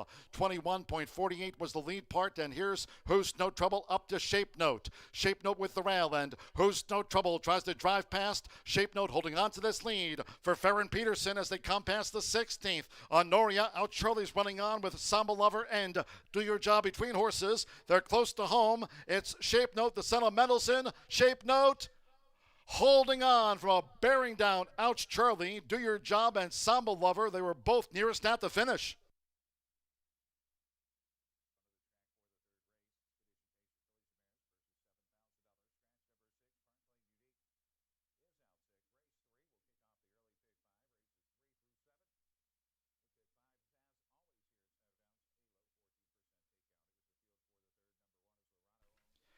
$58.85 after that maiden juvenile turf sprint. Course firm, $58.85. Hold all tickets. Photos.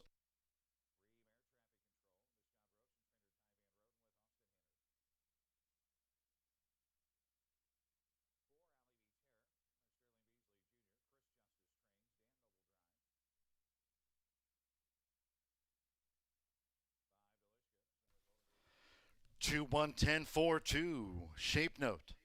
7-1 first. Lasting over 1. Ouch Charlie. 9-2 closed on the line. 10. Do Your Job. Of those 8-1 off odds third. And number 4. Samba Lover. 9-2 was 4th. 2-1-10-4. Shape Note. Farron Peterson. Debuting son of Mendelssohn. For Ray Hernandez. Lantern Hill Farm. It's Shape Note starts the pick 5 at 7-1.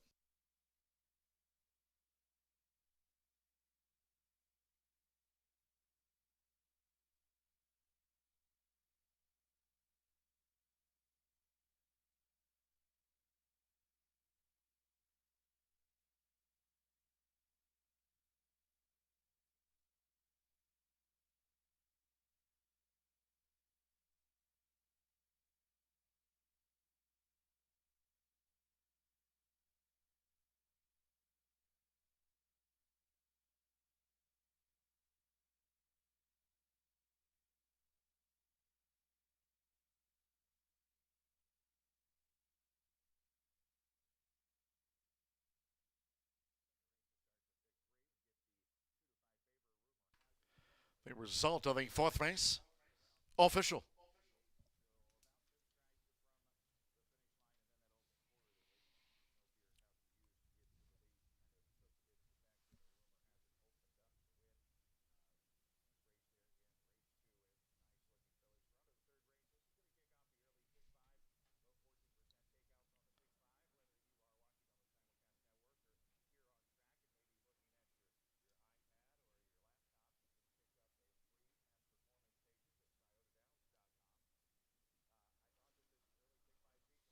Was one of the 7 first-time starters in that maiden 2-year-old turf sprint in 58.85, the 2 Shape Note with Farron Peterson.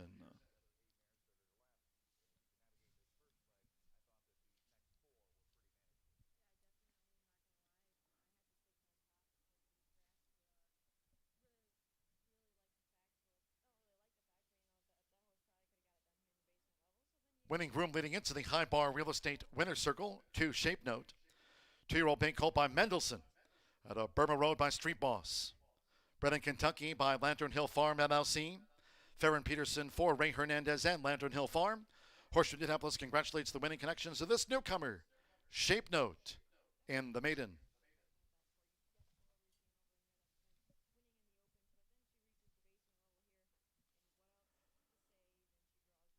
Seven-1 winner starts off the 50-cent late fire 5 here. 2-1 exacta paid $80.20. 50-cent trifecta in a driving finish, 2-1-10, do your job third. Paid $195.55. 3-2 double paid $37.40. The 50-cent pick 3 on races 2, 3, and 4 coming back $89.50. With Samba Lover fourth, the 10-cent superfecta, 2-1-10-4 for $149.34. 10 ran, 58.85, fifth race sprint. There are no scratches, all 10 run. Race 5, number 7, Mi Estrella, will be ridden by Walter Rodriguez. Walter Rodriguez on the 5-time winner, the 7, Mi Estrella. Exacta, trifecta, superfecta. Double pick 3, a sprint to start off the 50-cent late pick 4. Post time will be in 19 minutes at 4:26.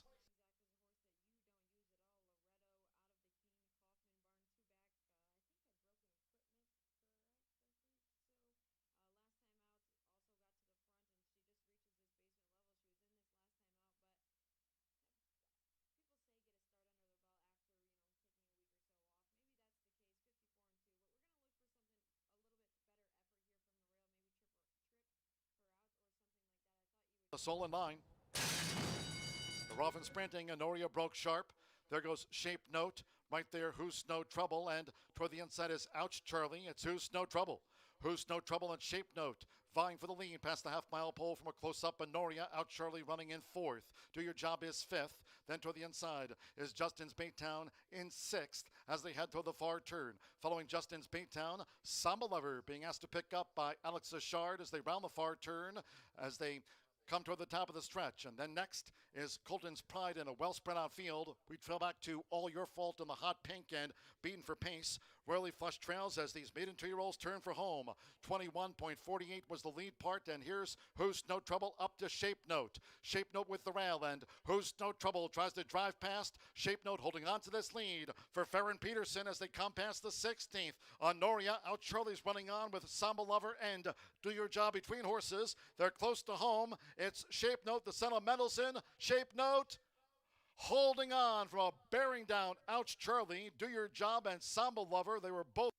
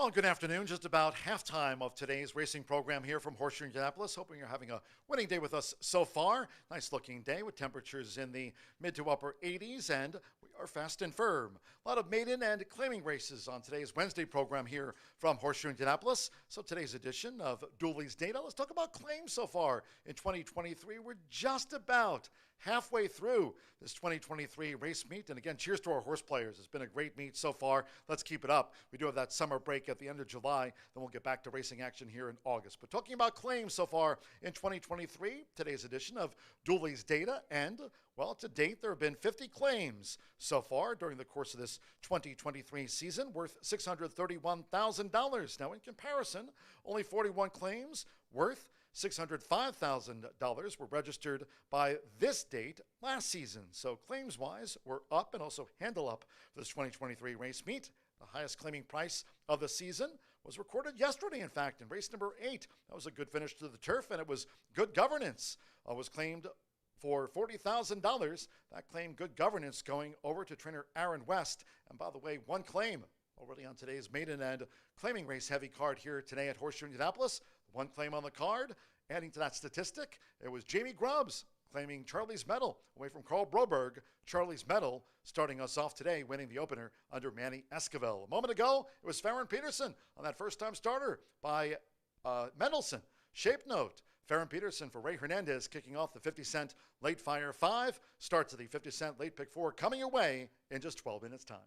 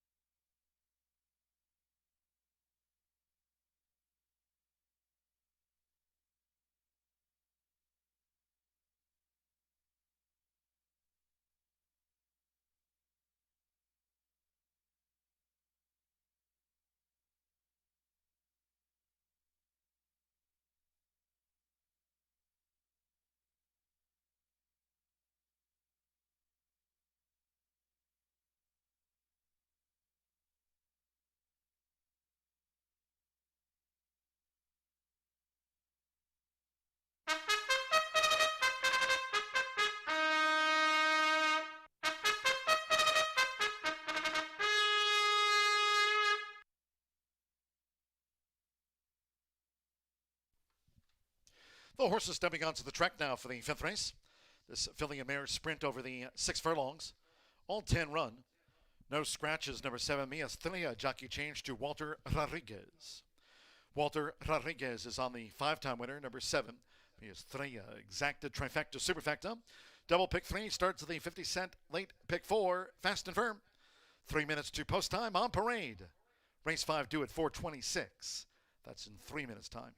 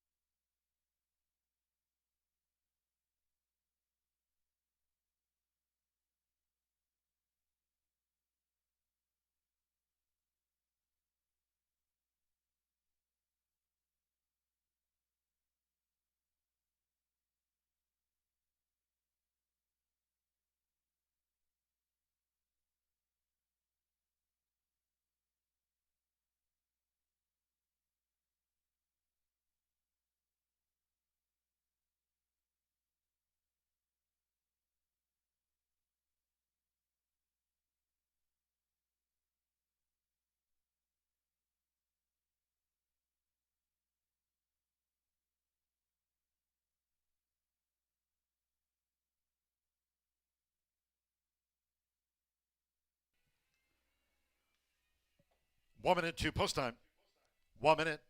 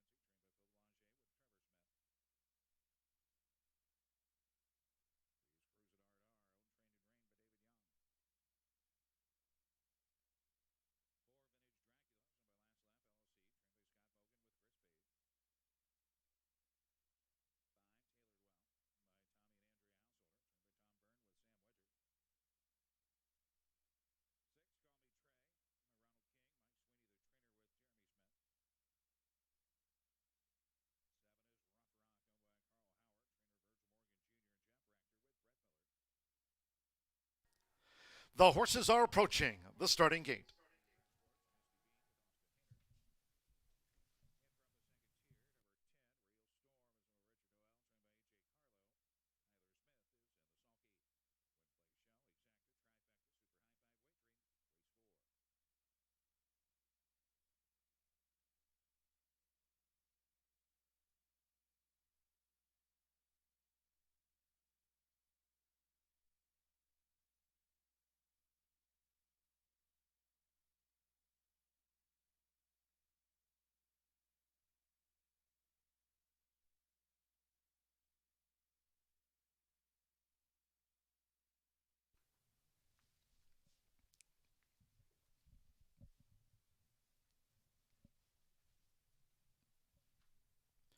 Arriving out the gate.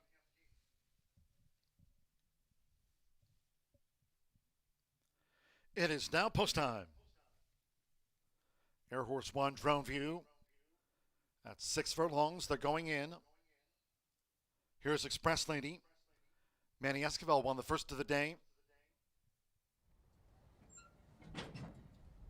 Betcha. Marcelino Pedrosa Jr. has a win on the card. Santos Sanjor, Voodoo Justice drew 2. We're loading up. Walter Rodriguez with Mia Estrella, like Betcha, both for Gennaro Garcia. Joe Ramos with Smooth Justice drew 3. Simmer Bermudez, Elusive Justice, Yellow Red Hoops. So all the Justice is in. Now Rodney Prescott with Sentimental Journey. Fernando de la Cruz with Second Exchange. In fact, one more Justice. Malcolm Franklin here with Nighttime Justice. Joins Voodoo Justice, Smooth Justice, and Elusive Justice. Nighttime Justice in. Okay, one more. Royal to Be. McKenna Anderson claims the 7-pound apprentice allowance with 26 career wins. All in line. Ready. And they're off. Royal to Be racing out. There goes Betcha. And Voodoo Justice now heads them off for Santos Sanjor.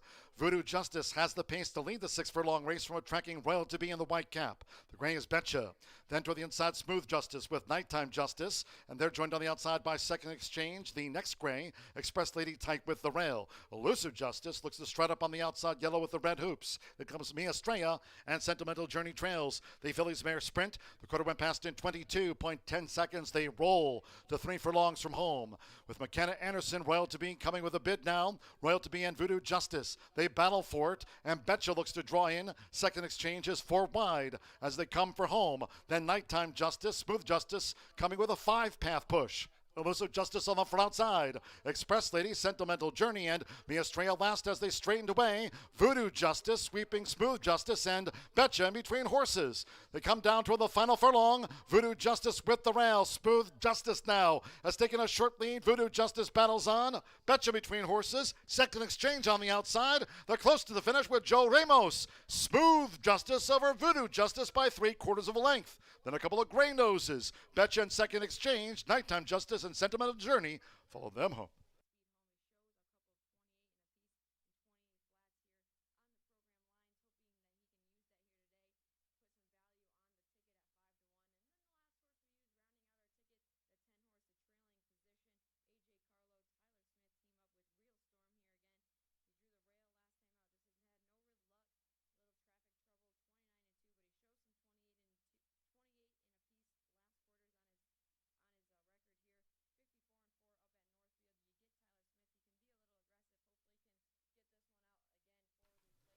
Three, two, and then a show photo after the discount sprint. 110.53, number 3. Smooth Justice at 5-2 first. At 22-1, the 2 Voodoo Justice was second. 6 Betcha, 9-5 favorite ran third, and posted number 10 Royal to Be fourth. Unofficial in 110.53. Hold all bets until official.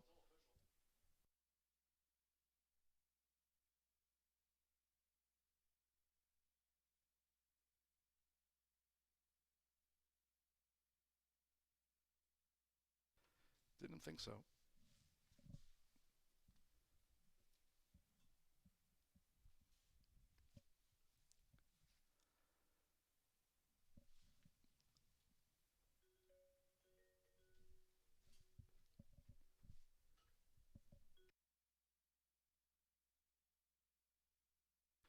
3-2-6, and note the 9. Second exchange was the fourth mare home. There it is now, 3-2-6, and the 9 ran fourth.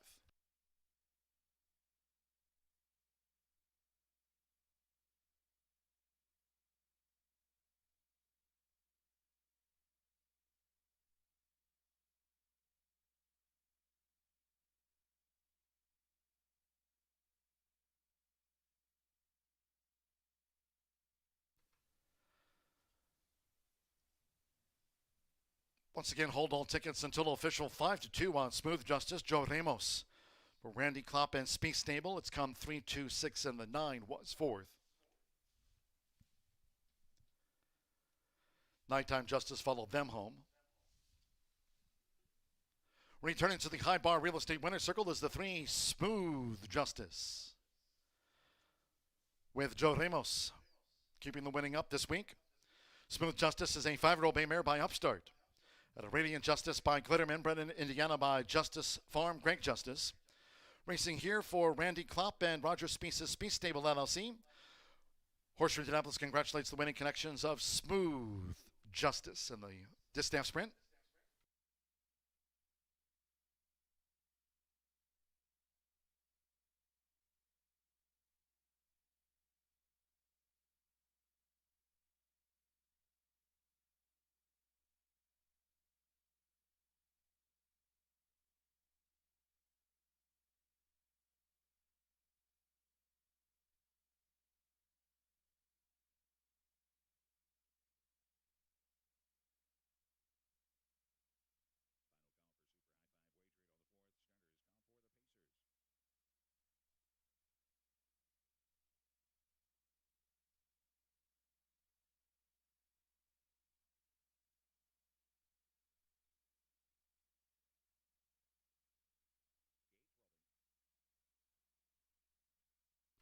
Now that result confirmed by the judges, 3-2-6, and the 9 ran fourth, and that's been confirmed now.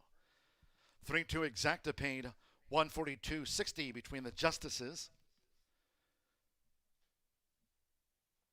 Results and prices after race 5. 50-cent trifecta, Betcha ran third. $144.85, 2-3 double 66.20, 50-cent early pick 4, $318.45. Second exchange, that mare was fourth, 10-cent superfecta. 3-2-6, the 9 ran fourth, $156.22. Pick 3, $48.15, $2,394. 50-cent early pick 5 after the low 11.99% takeout. 50-cent early pick 5 daily starts on the opener. 5 of 5 for $2,394.25. Claim the 9. Second exchange ran fourth and claimed for $6,250. The Barishnikov mare going to Carl Broberg. Claimed second exchange. 110.53. Race 6. It's halftime here at the shoe.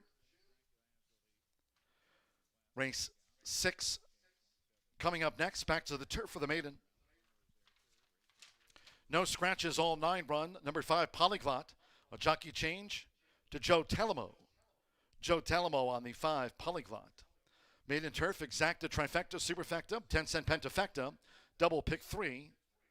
Final thoroughbred pick 3 of the day. We close with a couple of quarter horse allowances. Fast track headwind. Course firm, post time for the 6th, 4:59.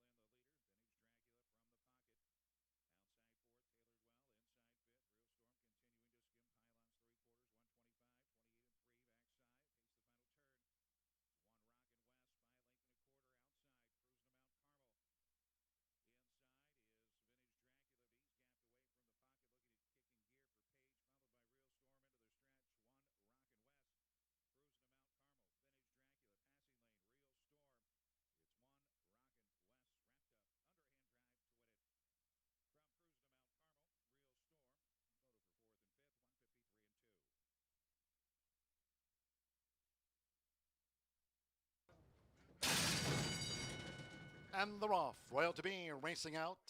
There goes Betcha, and Voodoo Justice now heads them off for Santo Sanjor. Voodoo Justice has the pace to lead the 6 furlong race from tracking Royal to be in the white cap. The gray is Betcha. Then to the inside, Smooth Justice with Nighttime Justice, and they're joined on the outside by Second Exchange. The next gray, Express Lady tight with the rail. Elusive Justice looks to strut up on the outside, yellow with the red hoops. Then comes Mia Estrella and Sentimental Journey trails. The fillies mare sprint. The quarter went past in 22.10 seconds. They roll to 3 furlongs from home.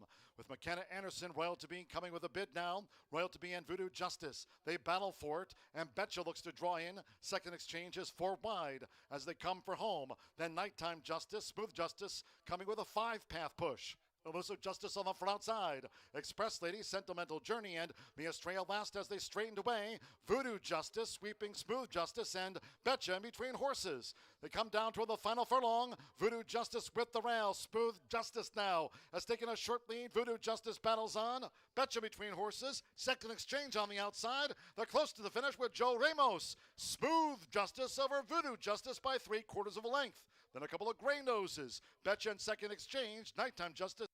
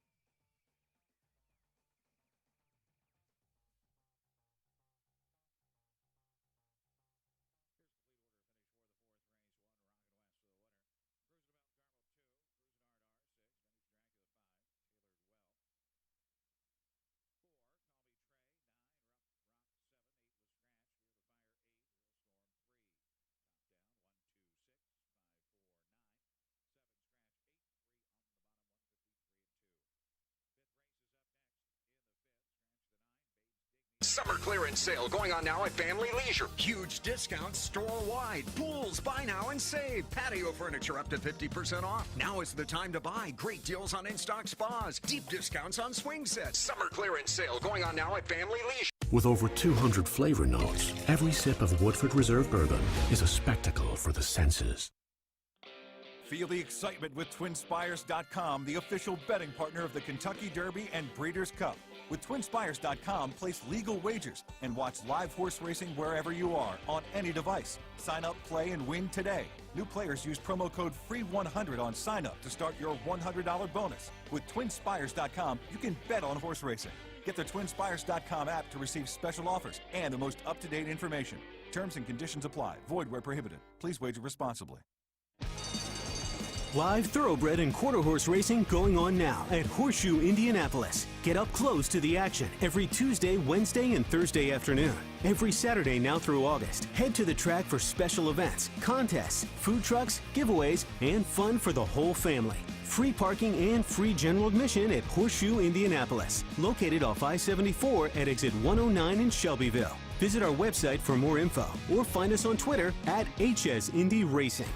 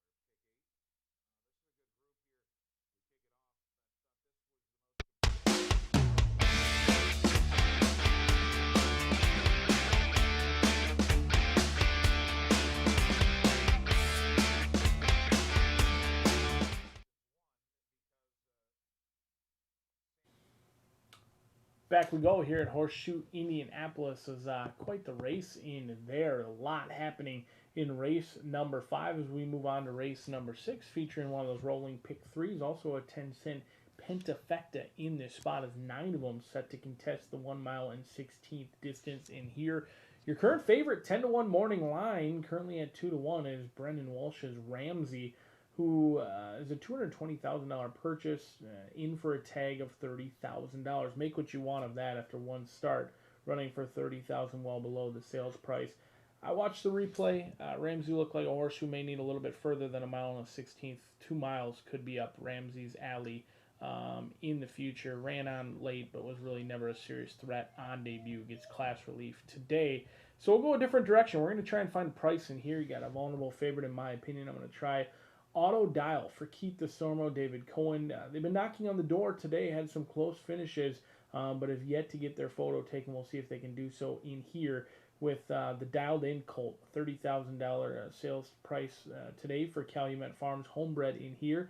And one thing I know about Calumet is they've got some unique breeding that they try things, and it certainly works out for them. It doesn't always jump off the page at you necessarily like Turf going long, but Auto Dial by Tapacera is a horse who produces results at long distances, and that could be a beneficiary in here with Auto Dial, who stretches out, gets to the turf for the first time. David Cohen was aboard on debut over at Ellis Park.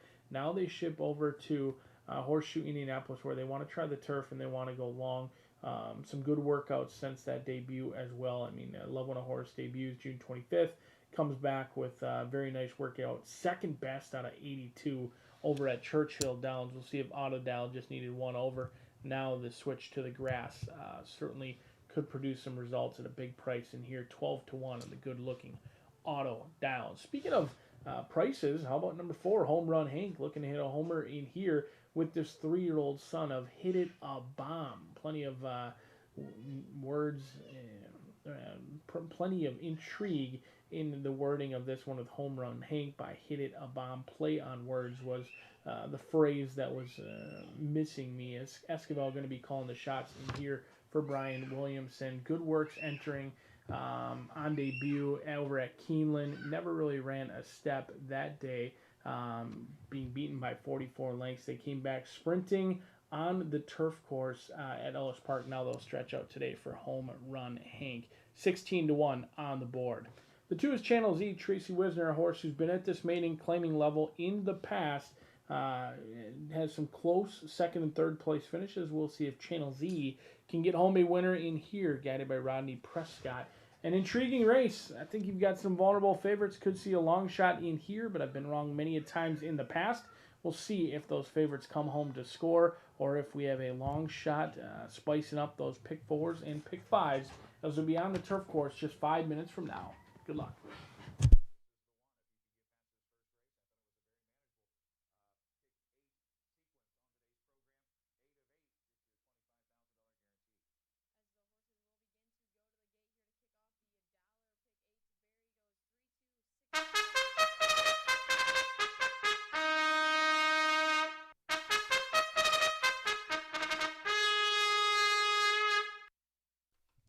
The horses call postword for the 6th race. This maiden turf over the mile and a 16th, course firm, a field of 9. All 9 run, no scratches. Number 5, Polyglot, the jockey Joe Telemo. Joe Telemo on 5, Polyglot. Course firm, fast track here. Exacta, trifecta, superfecta, 10-cent grand high 5. Double final thoroughbred, pick 3 of the day. Once again, we are firm and fast. 4 minutes to post time. It's due around the top of the hour. 4 minutes.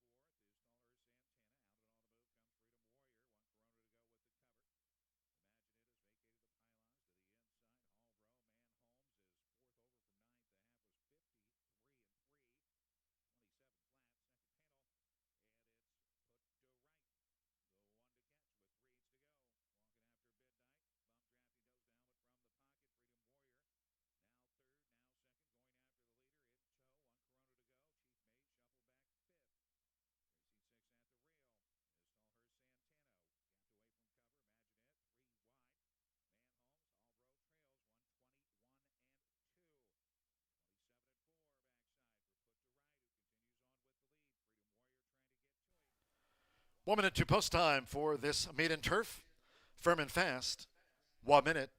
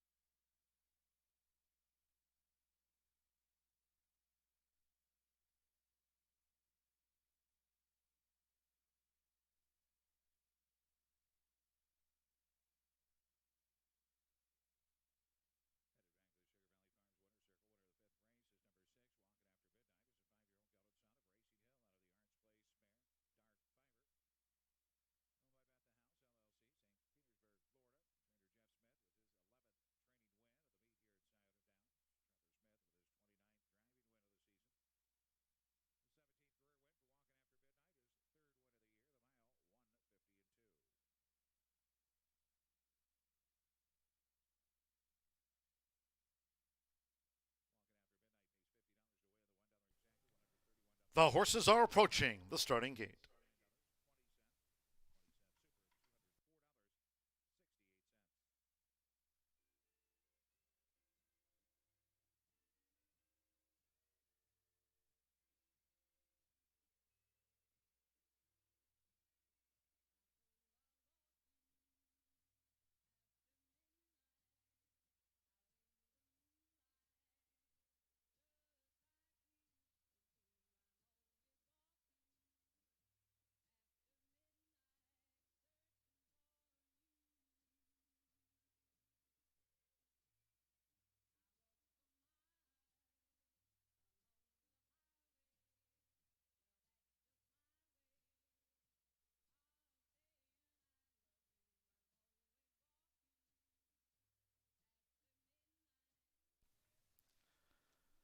Air Horse 1 drone view. Crossing over to the turf course here at Horseshoe Indianapolis rated firm.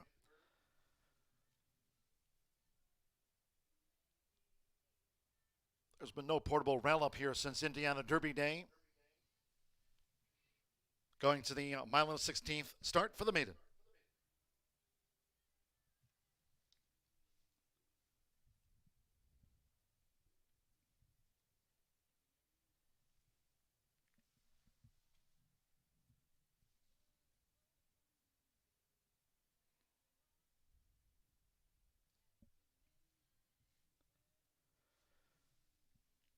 The horses have reached the starting gate. It is now post time.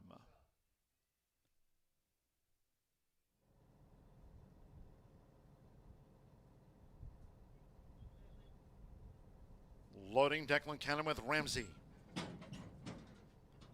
Ramsey first in. Joe Talamo with Polyglot coming up.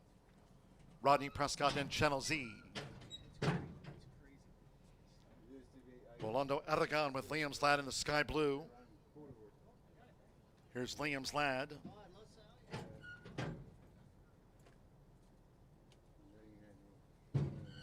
Fernando de la Cruz with Bayou Chrome, now the Sky View. This over the mile and a 16th. Kansas Comet, 6-5 favorite. The son of Uncle Mo for Joe Ramos double. Home Run Hank, Manny Esquivel on the Wednesday scoreboard. Home Run Hank, maroon white diamond belt. This for Brian Williamson. Home Run Hank, 33-1 to score. Home Run Hank. 6-5 Kansas Comet. Joe Ramos for Mike Maker. 7-2 Ramsey Declan Cannon for Brendan Walsh, and 9-2 Channel Z. Bonnie Prescott for Tracy Wisner. Now David Cohen with Auto Dial, facing up to the gate. Given a 19-1 chance. Auto Dial over the mile and the 16th. Just past the top of the hour here. Firm and fast. One more. Feeling Good, Billy Ray, Samir Bermudez for Jay Holden. They're in the gate.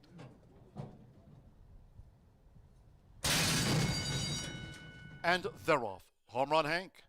Polyglot toward the inside as Channel Z has the black blinkers. Ramsey holds that position with the rail. Here's Kansas Comet with an early bid, along with Feeling Good Billy Ray and Auto Dial, black with the gold chevrons. Another prominent here in the early stages. It's Kansas Comet. So Kansas Comet just leads out for Joe Ramos with Feeling Good Billy Ray up alongside for Samir Bermudez. Together to the turn, Auto Dial with Ramsey on the running rail, and Home Run Hank, maroon with the white diamond belt in between horses. They have 6 furlongs to run. Polyglot is a wide 6th. Channel Z saving ground in 7th. There comes Bayou Chrome, and while settled back by Rolando Aragon, Liam's Lad has drifted back to be 9th and last, 23.42. For the first couple of furlongs, it's Kansas Comet, who dictates the field to a half mile from home. Kansas Comet in front of Feeling Good Billy Ray with a white cap. Ramsey saving ground with Home Run Hank 4th between horses. Auto Dial is 5th.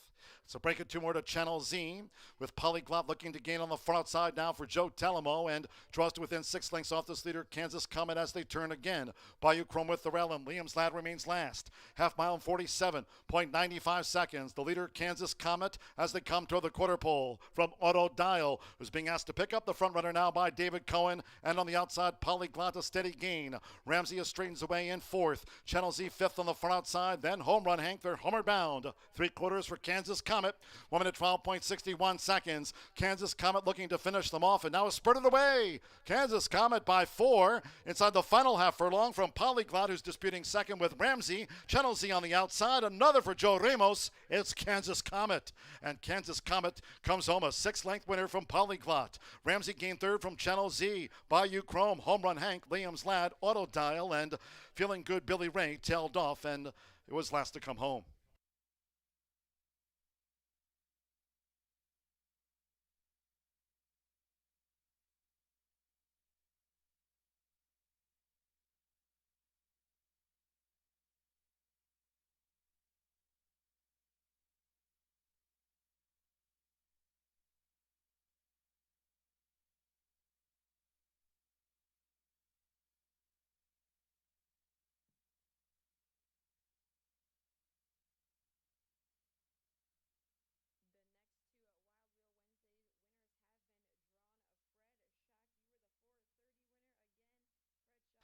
The 7-5, and then a show photo. 143.89. Number 7, Kansas Comet at 4-5 was first. 5, Polyglot at 6-1 was second. It's a photo for third. Hold all tickets until official.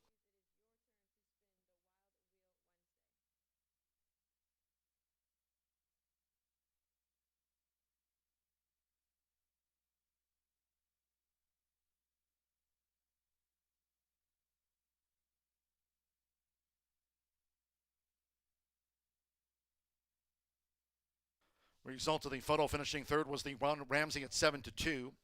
7-5-1 after the maiden. 2 Channel Z ran 4th. 143.89. 4-5 favorite Kansas Comet takes out the maiden. For Mike Maker, 3 Diamonds Farm. Joe Ramos. A triple double now. It's Kansas Comet at 4-5.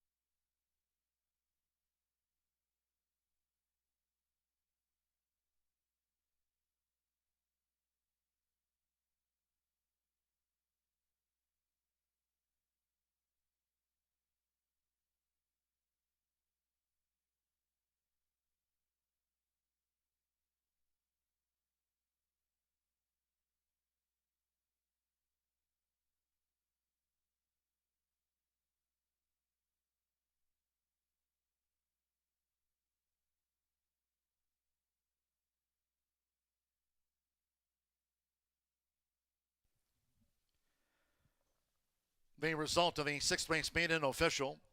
Result confirmed by the judges, 7-5-1-2, and the 3 ran fifth there for the Pentafecta.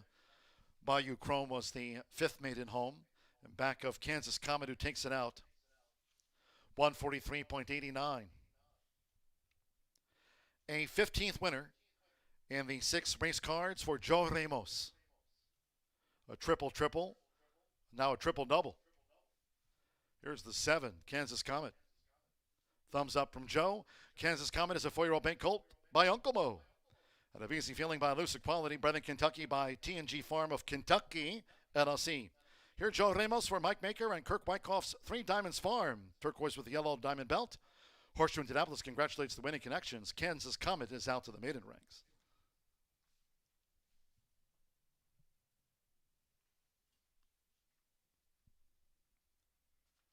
Results in. 7-5 exacta paid $21 even. 50-cent trifecta, 7-5-1, $23.05. The 10-cent pentafecta with Bayou Chrome 5th after the maiden. 7-5-1-2-3, 10-cent pentafecta returned $19.69. Pick 3, $39.90. There's a Joe Ramos double, 3-7 for $13.80. With Channel Z 4th, the 10-cent superfecta, 7-5-1-2, paid $10.75. In the maiden, favorite first, all 9 ran, 143.89. Claim 1 Ramsey for $30,000. New owners Spieth Stable.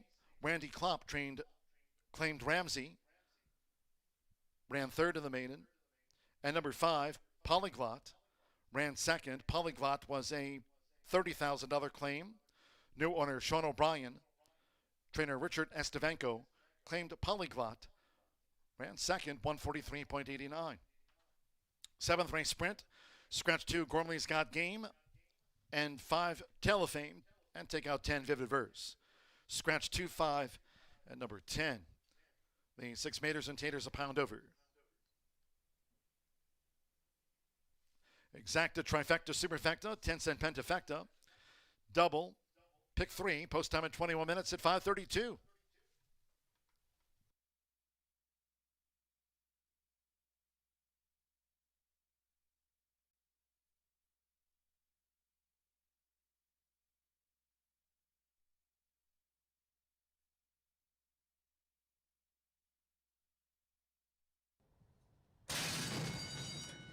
And they're off. Home run, Hank. Polyglot. Toward the inside is Channel Z, has the black blinkers. Ramsey holds that position with the rail. Here's Kansas Comet with an early bid, along with Feeling Good Billy Ray and Auto Dial, black with the gold chevrons. Another prominent here in the early stages, it's Kansas Comet.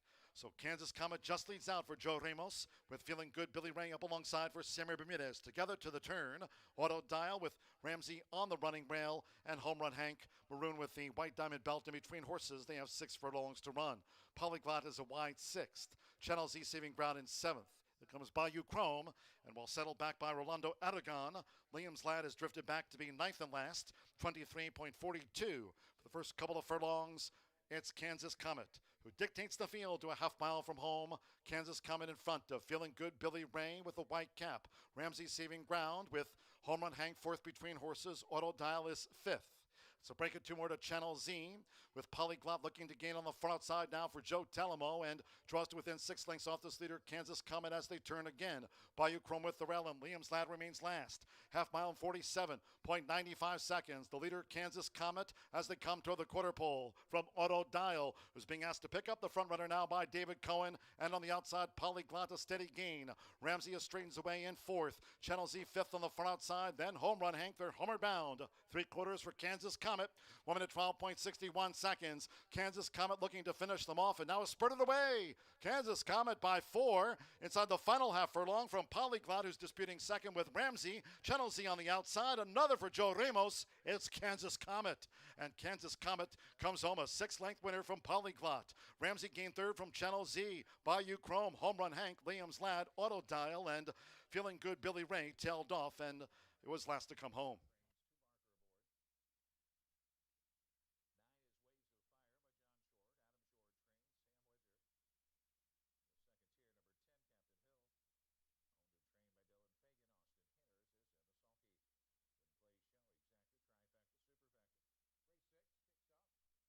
The mid-card pick 3.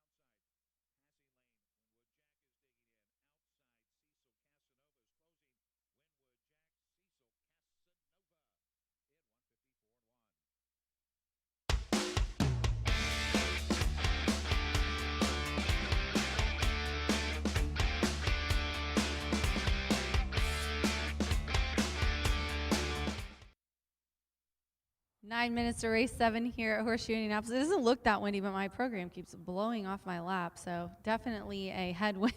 Here it goes into the stretch. We have the 7th race. We're 9 minutes to post, claiming a bottom level, claiming for 5 3-year-olds and up. And this is 6 furlongs on the dirt. We do have a couple of scratches. The 10 is out of this race.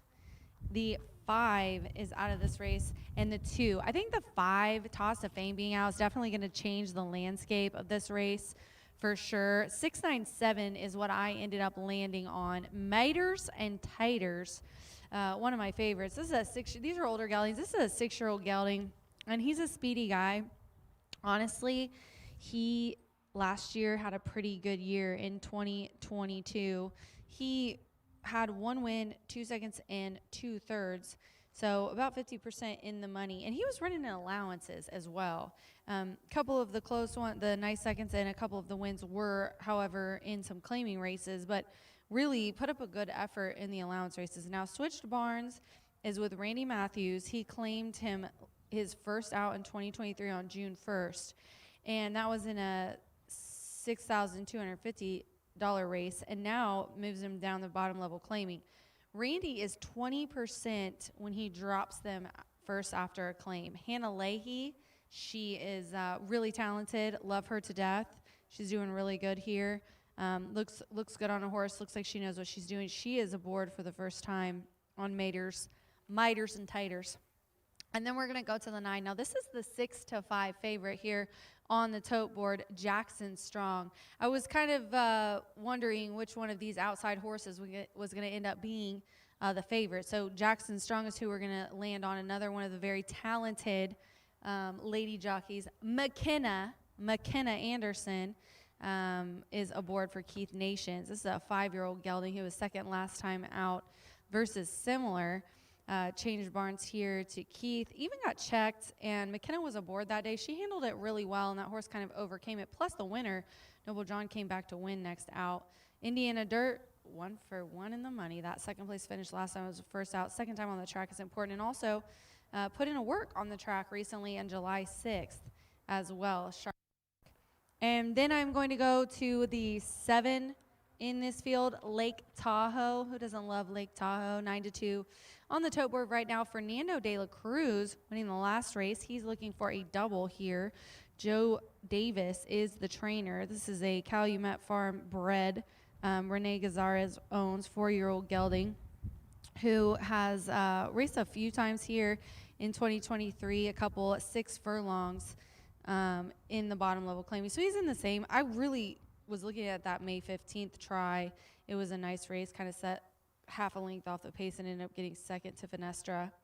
Had a little bit of trouble last time out. Has a tendency in the last few to get into a little bit of an awkward start. But Lake Tahoe, I think, talented. I've got 697 as the horses are headed to the track. We're 6 minutes to race 7. Good luck.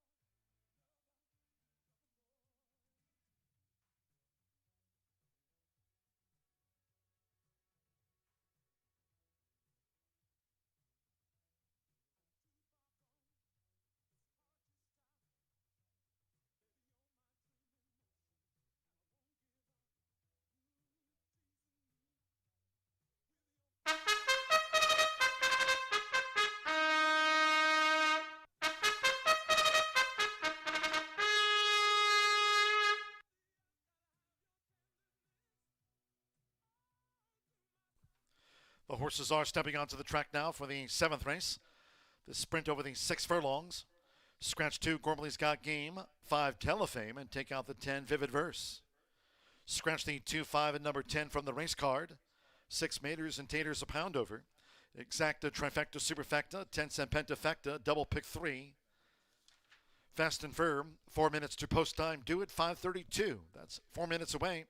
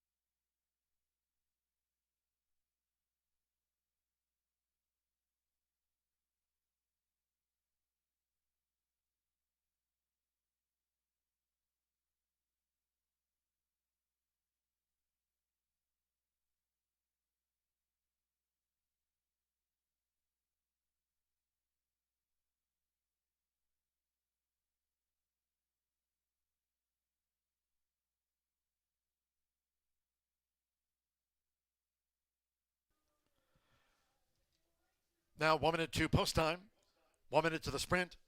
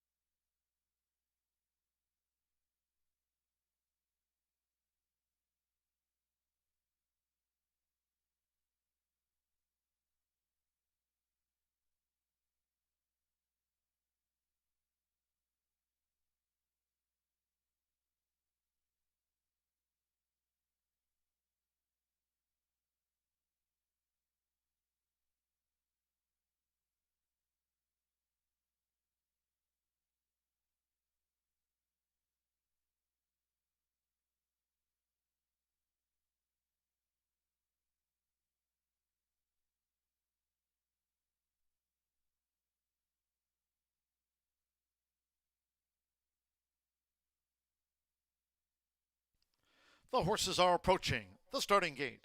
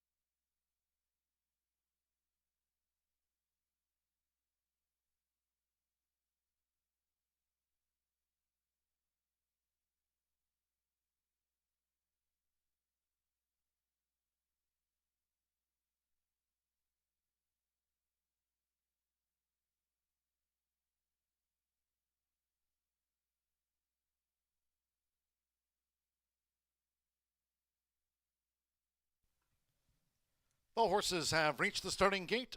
It is now post time. Loading Hannah Leahy, coming up with Maters and Taters. Josh Morales, Highest Praise, has the rail draw. Highest Praise join Maters and Taters. Fernando de la Cruz with Lake Tahoe. Samir Bermudez with Ship Shape in the white. Now Rodney Prescott, veteran Mr. Manning. Eddie Perez, Hard Night loading.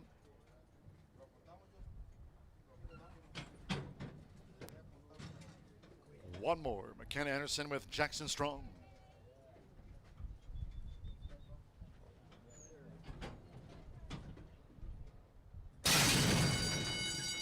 And the rough.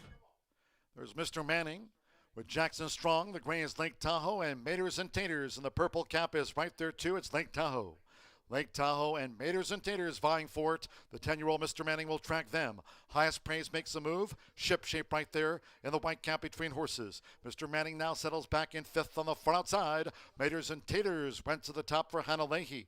Then toward the inside is Jackson Strong. Hard Night has drifted back to be last. The quarter was 22.18 seconds. 3 furlongs to go. Maters and Taters with the rail. Ship Shape is right there as they round the far turn. And Lake Tahoe is also vying for this lead as they come toward the top of the stretch. Ship Shape between horses. Maters and Taters the rail. Lake Tahoe, Mr. Manning on the front outside. Jackson Strong is drawing in. Highest Praise with the rail. Hard Night is last. They've straightened away. Half in 44.95 seconds. Battle on. It's Ship Shape.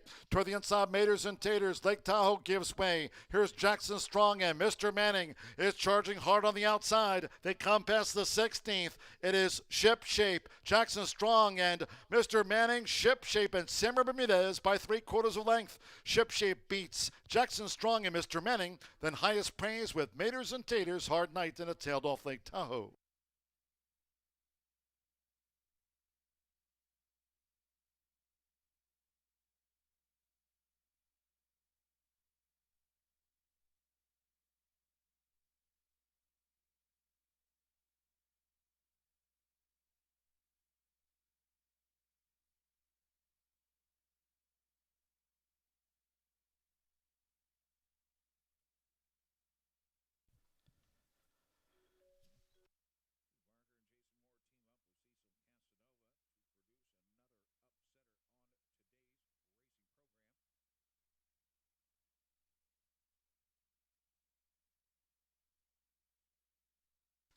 In 1 minute 11.14 seconds, number 3, Ship Shape was first.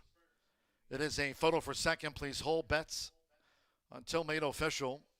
Hold all tickets. Ship Shape. And a complete form reversal. 39-1. Samir Bermudez for Tomas Medina. And owner Tim Hennesser, it's Ship Shape. Just upset the sprint. 9, Jackson Strong at 5-2 was second. 8, Mr. Manning, 5-2 third. 1, Highest Praise fourth. And Maters and Taters fifth for the Pentafecta. There's Ship Shape. Is just coming with a bombing run at 39-1 odds.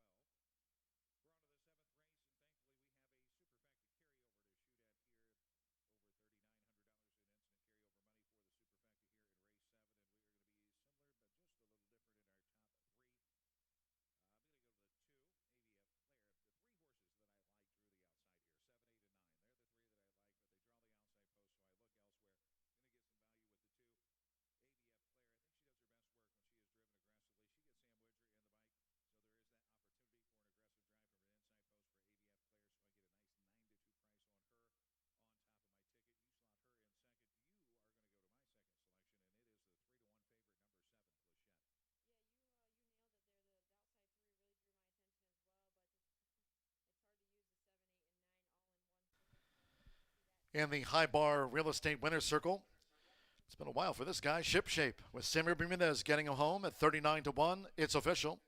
3 Ship Shape, 5-year-old chestnut gelding by Midshipman. Out of the Maria's Bond mare, Do Not Disturb, bred in Indiana by Bob Gorman, Mass Thoroughbreds LLC. Thomas Medina trains for Tim Hennesser. Horseshoe Indianapolis congratulates the winning connections of upset-minded Ship Shape. 3-9 exacta returned $409.80. 50-cent trifecta 398 $422.55. 7-3 double $108 even. Pentafecta with Maters and Taters 5th 39816 for the Pentafecta. $1,152.62. Pick 3 $139 and change with highest praise 4th. 10-cent superfecta 3981 paid $282.57. 7 ran in Ship Shape's upset. 111.14, a claim for 9. Jackson Strong for $5,000 going to Saul Gonzalez. Trainer Antonio Meraz claimed Jackson Strong was the runner-up to Ship Shape. Race 8, final thoroughbred race of the day. Maiden Turf Mile. Scratch the also eligibles 13 Say Sayonara and 14 Vogelsang. Scratch 13 and 14 the also eligibles. 2 Bet Your Assets. The jockey Joe Talamo. Joe Talamo on 2 Bet Your Assets. 4 Lunar Lace a pound over. Exacta trifecta superfecta. Another 10-cent grand high 5. Double final pick 3 of the day after Ship Shape's upset. Maiden Turf at 6:03.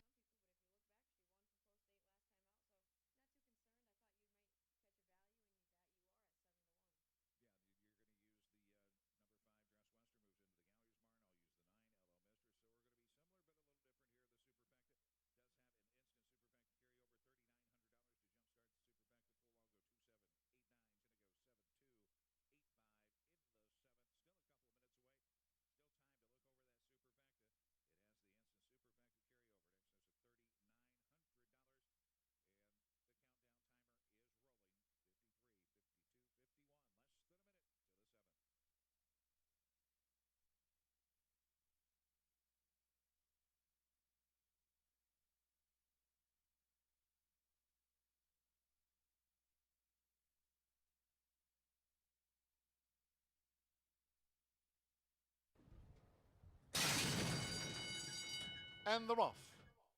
There's Mr. Manning with Jackson Strong. The gray is Lake Tahoe and Maters and Taters. And the purple cap is right there too. It's Lake Tahoe. Lake Tahoe and Maters and Taters vying for it. The 10-year-old Mr. Manning will track them.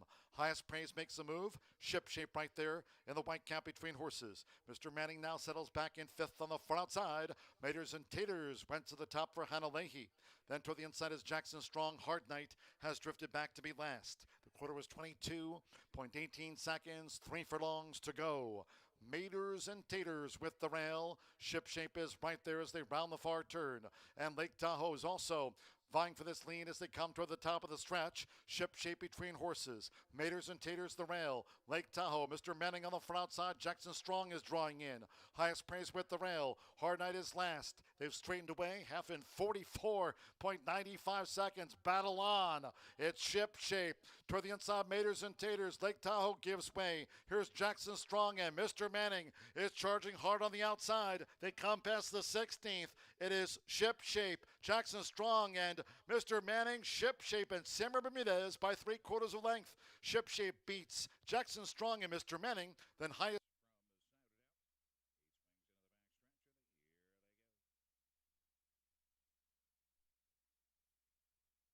turn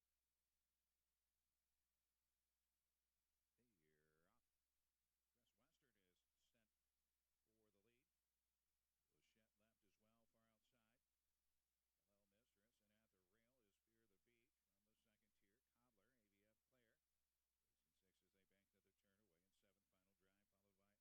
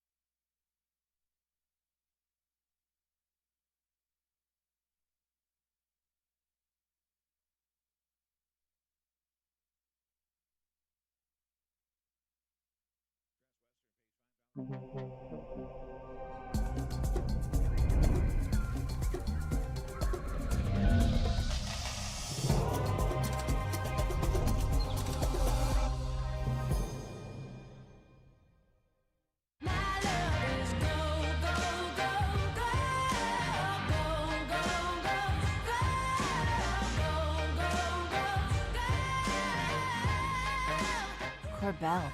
Make it gold. With over 200 flavor notes, every sip of Woodford Reserve Bourbon is a spectacle for the senses. Summer clearance sale going on now at Family Leisure. Huge discounts store-wide. Pools, buy now and save. Patio furniture up to 50% off. Now is the time to buy. Great deals on in-stock spas. Deep discounts on swing sets. Summer clearance sale going on now at Family Leisure.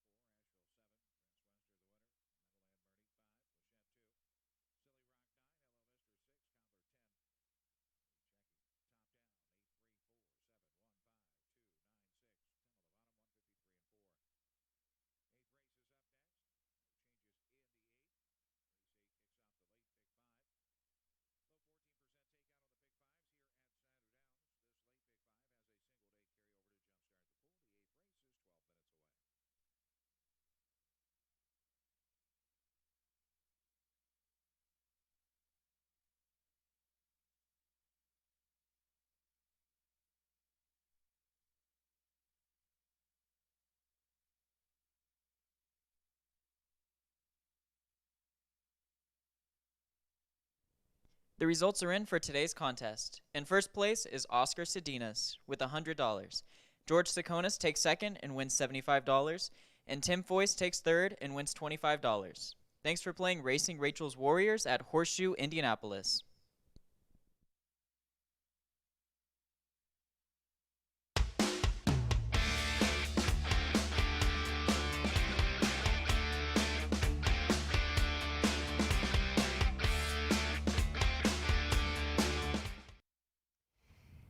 Ten minutes to the 8th race here at Horseshoe Indianapolis as my program continues to fly off my lap. Maiden claiming for 12.5. Longest shot on the board was a winner there.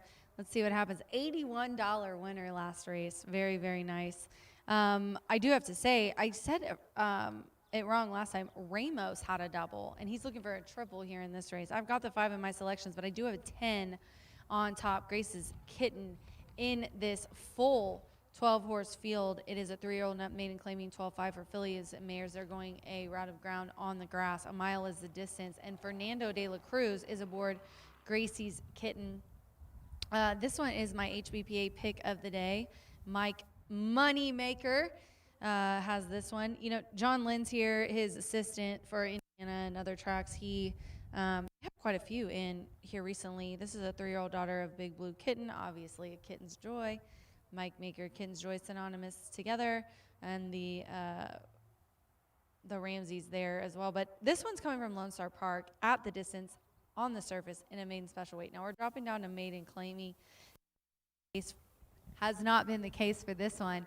First time, big key drop. Has been close on the turf, but was sprinting. So it's a little bit of question mark for the 2 turns. I have always said, and I really like the angle of a horse going the distance for the second time. I feel like the first time is kind of a learning experience for these horses. Then they go the distance for the second time. I feel like this one's poised for a big improvement in this race. So my HBPA pick of the day, the 10. And then I'm going to go to the 2. The 2 right now is the favorite at 3-1. And this one is Betchar's Assets, Better Assets. Joe Talamo is aboard. Edgar Morales not riding today. Joe picked up a few mounts. He's riding for Miguel Silva here. This 3-year-old filly is making her 9th lifetime start, and she's got 3 seconds, including one here at the track last time out. She's ran the mile on the grass a couple of times. She only missed by half a length last time, and she was kind of got back. She kind of had a little bit of trouble at the quarter pole, but she was in a maiden claiming for 12.5. So she's in the same class today, repeater, and only missed by half a length. So you got to include her, especially because I put her in my exacta. It seems like she likes to get second. And then the 5 is who I'm going to round it out with. The 5 is 7-2 right now on the tote board, nautical mile. Ramos looking for a triple here, as I said. I think I said it wrong last race, but he has a double. He's looking for a triple. Joe Ramos has had, I think, 11 wins in the last 5 racing programs, if I remember off the top of my head. He won 3 handicaps. He's had 500 win milestone. The last 2 weeks for Joe have been insane, including an Indiana Derby Day win. So definitely want to mark him down. He's already got a double. I said today on the show, John and I said, let's let the good times roll. Let's see how long Joe can go with these doubles and triples, and then we'll put him a little highlight video to celebrate. But this is a 3-year-old filly by Animal Kingdom. She's got a 3rd at the distance. She's ran it 3 times. It was on the grass. She ran at Belterra last time at a mile on the grass in the similar class. She ran here before that maiden claiming for 30. I think going down here in this maiden claiming for 12.5 at Indiana should benefit her for sure. And she's put in nice work. Beneficial work, I would say, on July 4th after that June 8th try at Belterra. I have a 10-5 here in the 8th race, and I will say it is very, very important that you support our Indiana HBPA. They are committed to improving the lives of all of our wonderful people on the back stretch, including offering them some wonderful things, chaplaincy, healthcare. They support PDJF, and for more information, you can visit their website at inhbpa.org. Good luck.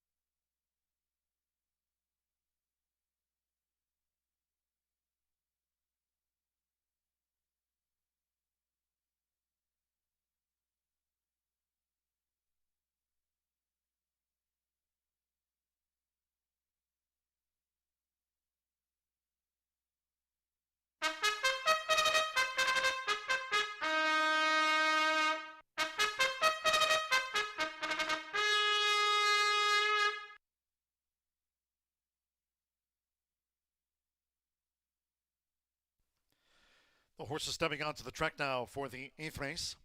This Maiden Fillies Turf Mile. A dozen run. Course firm here for the mile. Scratch the also eligibles 13, Say Sayonara, and 14, Volgosay. Scratch the also eligibles 13 and number 14 to Bet Your Assets, the jockey Joe Talamo. 8 race maiden. Joe Talamo rides the 2, Bet Your Assets. Exacta, trifecta, superfecta, 10-cent grand high five. Pentafecta wagers here on the Maiden Distaff Turf Mile. Double final pick 3 of the day, 3 minutes to post time.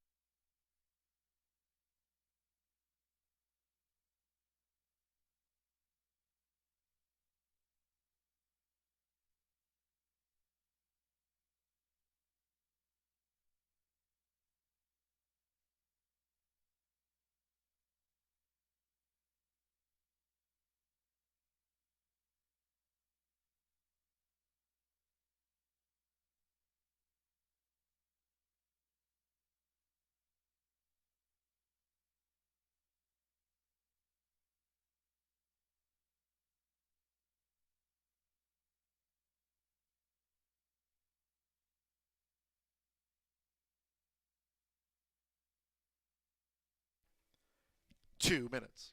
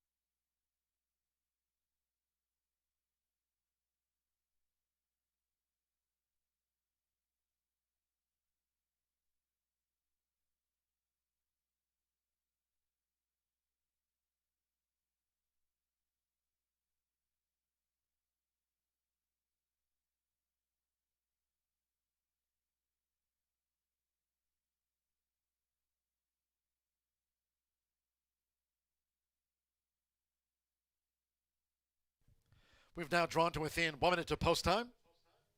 Maiden Fillies Turf Mile. Firm and fast. You have 1 minute.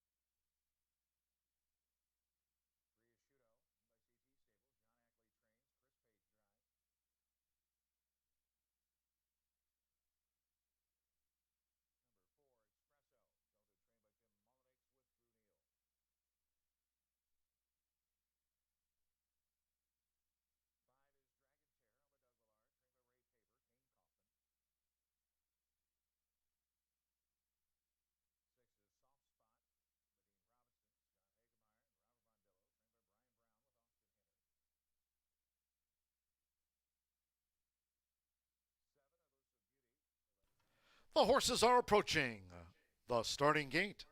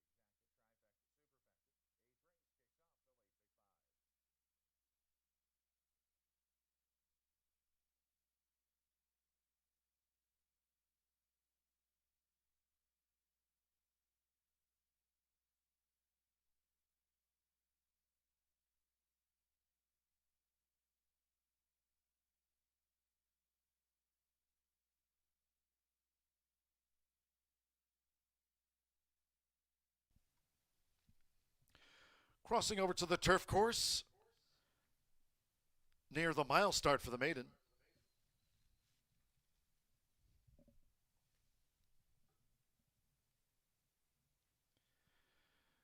Arriving at the gate, it is now post time. Loading starts.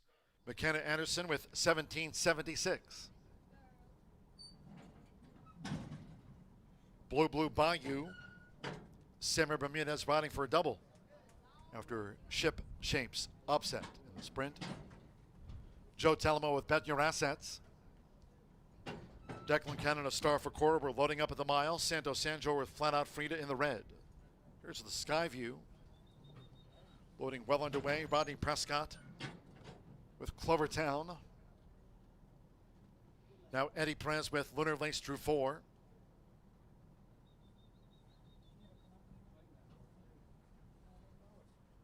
Fernando de la Cruz, Gracie's Kitten drew 10. Nautical Mile, Joe Ramos, already with 15 winners here on the last 6 race cards. It's been a triple-double for Joe Ramos. Nautical Miles in. Hannah Leahy with Miss Brightside. 2-back Carly Hughes with Stupendous. Here's Stupendous. One more for the mile. Marcelino Pedrosa Jr. with Madre de Grandeza. Bet Your Asset 7-5 favorite. They're in the gate. And the rough. Stupendous. Nice line out. 1776. Between horses, Nautical Mile settles. Lunar Lace is eager to go after this leader. Clovertown is well up along with Gracie's Kitten as they charge for the first turn. It's Clovertown with Stupendous in the white cap. Toward the inside is 1776 with Gracie's Kitten running in 4th. Lunar Lace is 5th. Then on the outside, Miss Brightside in 6th. Nautical Mile is 7th. Flat Out Frida in the red silks is next in 8th, and they have 5 furlongs to go. Then comes a star for Cora, who's racing in front of a settled Madre de Grandeza. Blue Bayou is running second to last, and let's see, being pulled up there by Joe Talamo. Bet Your Assets at 3-2. Bet Your Assets has been pulled up. Quarter and 24.52 seconds inside a half mile left. It's 1776. Who's taking the lead here from McKenna Anderson.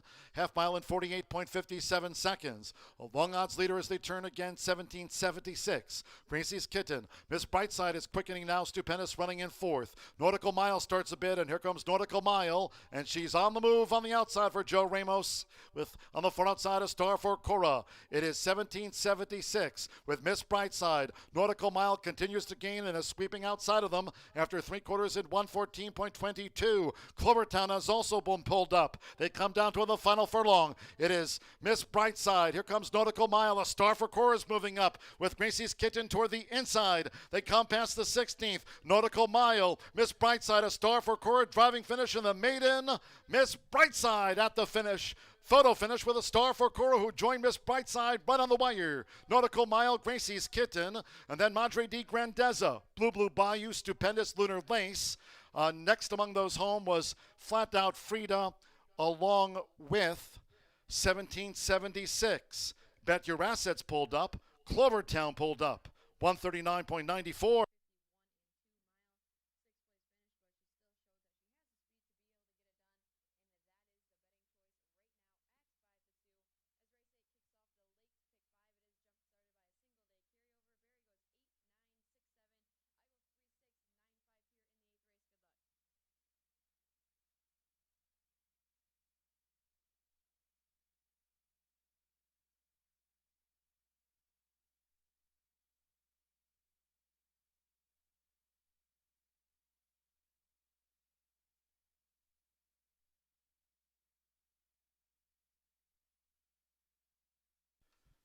139.94 after the Maiden Phillies Turf Mile. 139.94. Photo hold all tickets.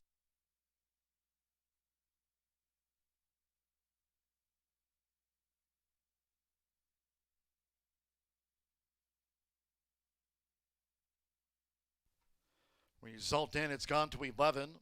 Miss Brightside at 17 to 1. Hannah Leahy for Richard Estevenko.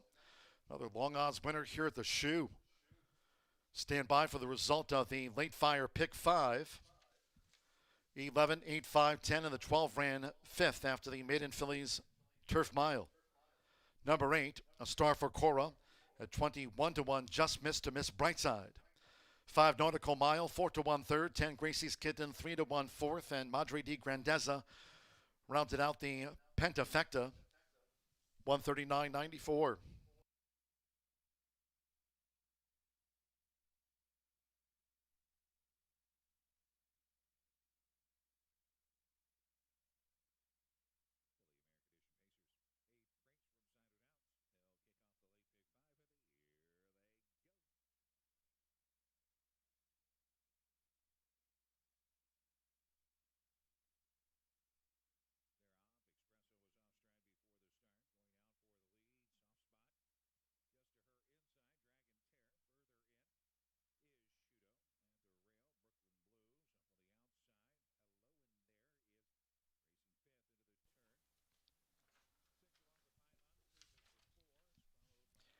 So stand by after the running of race 8 for the result of the 50-cent late fire pick 5 here today.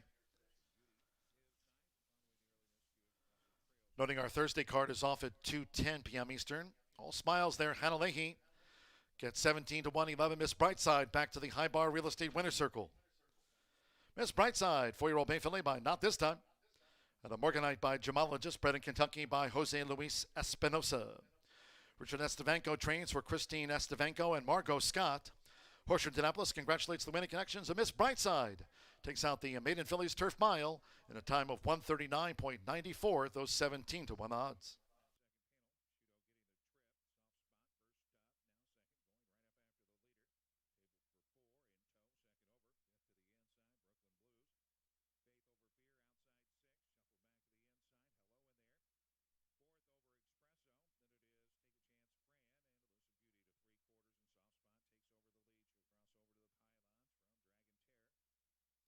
Official.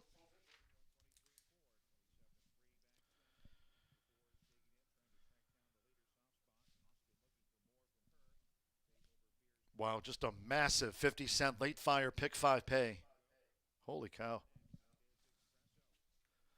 11-8 exacta, $1,071.60, 50-cent trifecta, $1,412.55, 311 double, 829.20. The story of the day, there's that 50-cent late fire pick 5, no jackpots here.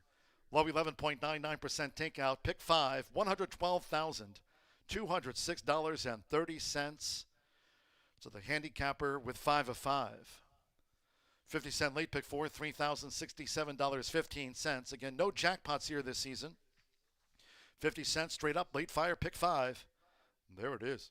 $112,206.30. Well done. 139.94. Bet Your Assets was claimed for $12,500. Wayne Veith and Claude Brownfield. Okay, a couple of quarter horse dashes to close this out. Fast Headwind, 9th race over the 300 yards. Scratch the also eligibles, 11 Egoist, 12 Hidden Prize, and 13 Easy Prosperity. Overweights, the 2 Apolitical Uprise plus 2. 3 Wanna Be a Runaway 3 over. 4 Separate Incident plus 3. 5 Quiet Conversation 3 over. 7 Trophy Chaser 5 over. 8 Boo-Ray plus 5. And 10 Invited 3 over. Exacta, Trifecta, Superfecta, 10-cent quarter horse Pentafecta, final double of the day. Fast Headwind, post time 6:33.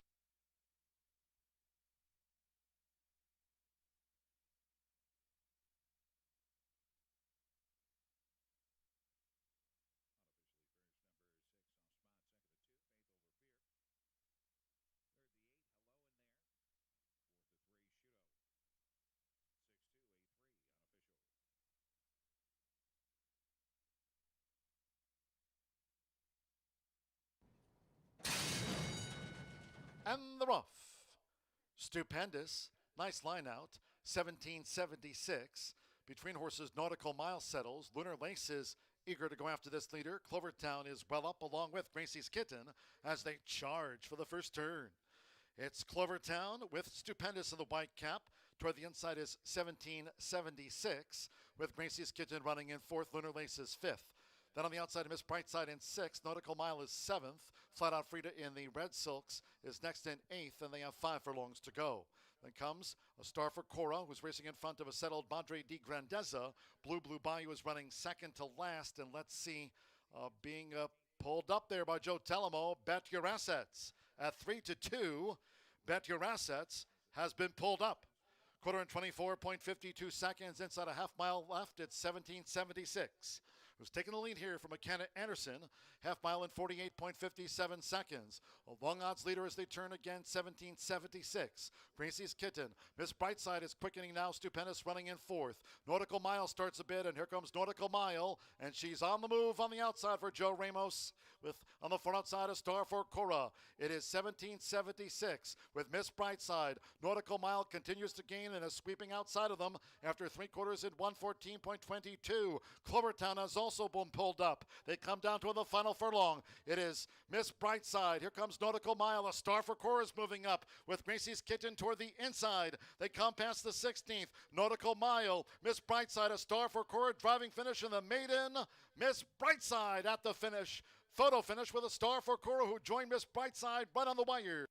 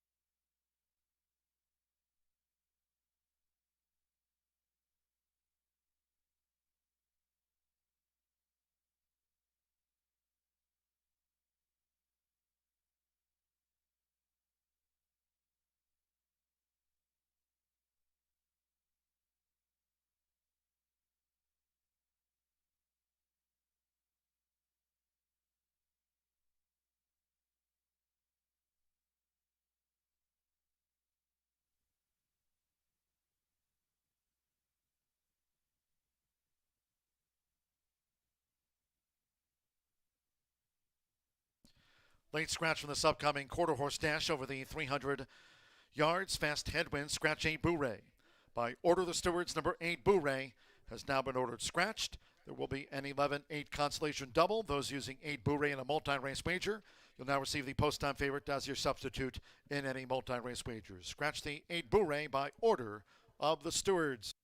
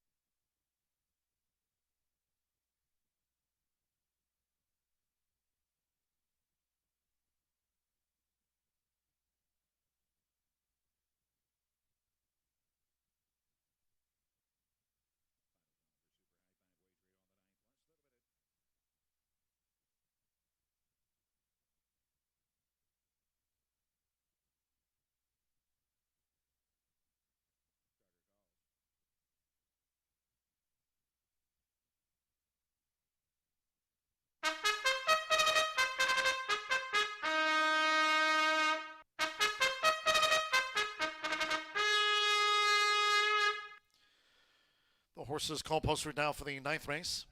This quarter horse allowance over the 300 yards, fast headwind. Scratch 8 Boo-Ray, that was a late Stewart scratch. Also take out the also eligibles 11 Egoist, 12 Hidden Prize, and 13 EC Prosperity. They came out earlier today. Again, 8 Boo-Ray, that's that late scratch. Overweights the 2, Apolitical Uprise +2, 3 Wanna Be a Runaway 3 over, 4 Separate Incident 3 over, 5 Quiet Conversation +3 pounds, 7 Trophy Chaser 5 over, and 10 Invited +3. Exacta Trifecta Superfecta, 10-cent quarter horse Pentafecta, final double of the day. 10th race, no scratches, no rider changes. Fast, there is a headwind, 1 minute to post time. 1 minute.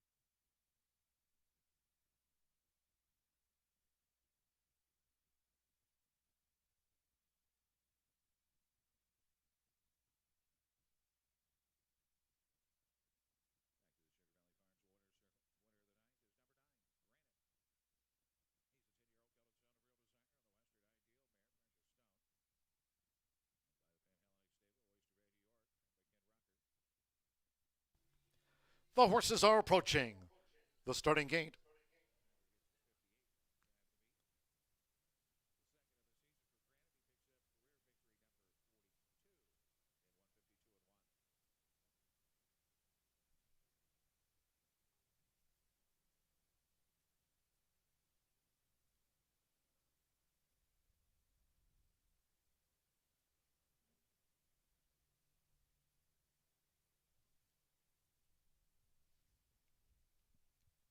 The horses have reached the starting gate. It is now post time. Loading separate incident. Quiet conversation facing up to the gate in the hot pink. Wanna be a runaway.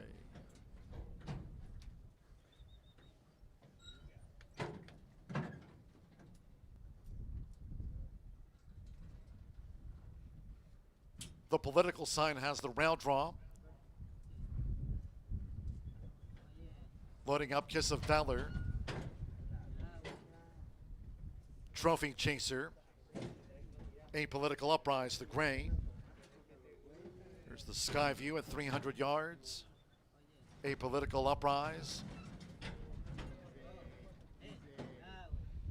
Just a couple of them back. The First Dynasty. Political sign 3-1. Favorite has the rail draw. One more. Invited. Separate incident both for Tony Cunningham. Fast track, headwind, all in line. Separate incident, getting a bit fractious, ready. Breathing out a political uprise, the gray. Here we go.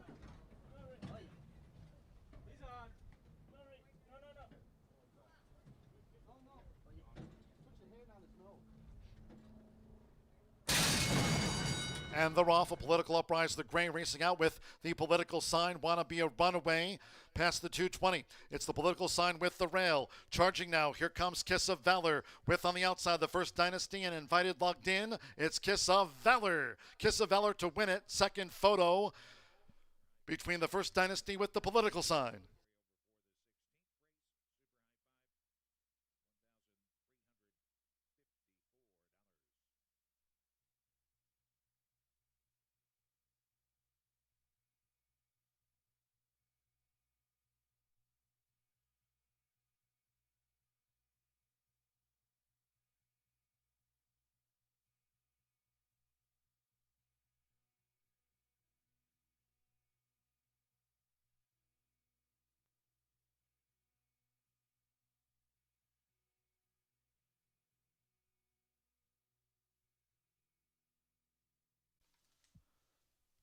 Six, 9, 1, 5 ran fourth. And Invited was fifth for the quarter horse. Grand High 5. It's come 6, 9, 1, 5, 10. 6, Kiss of Valor. 4-1 first, 9. The First Dynasty at 9-2 gained second on the line from 1 the political sign third. 5 Quiet Conversation, 9-2 fourth, and Invited was fifth. Hold on until official.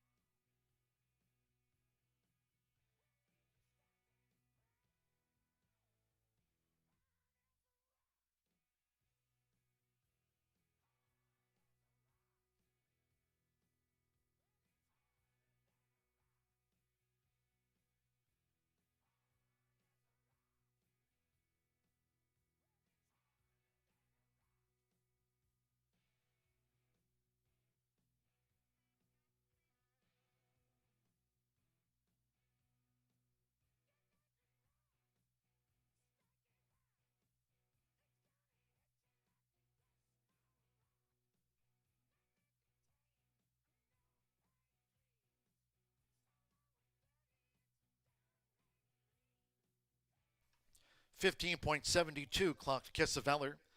15.72 fast headwind Edgar Diaz for Claudio Barraza. 15.72 seconds.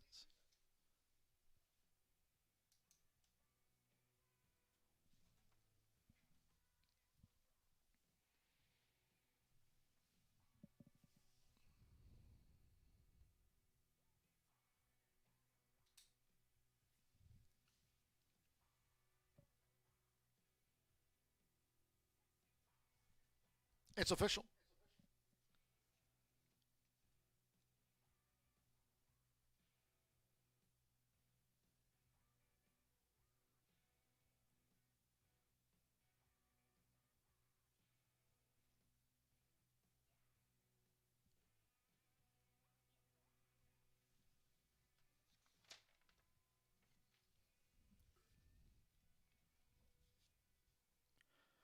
Returning to the High Bar Real Estate Winner's Circle is the 6th Kiss of Valor with Edgar Diaz.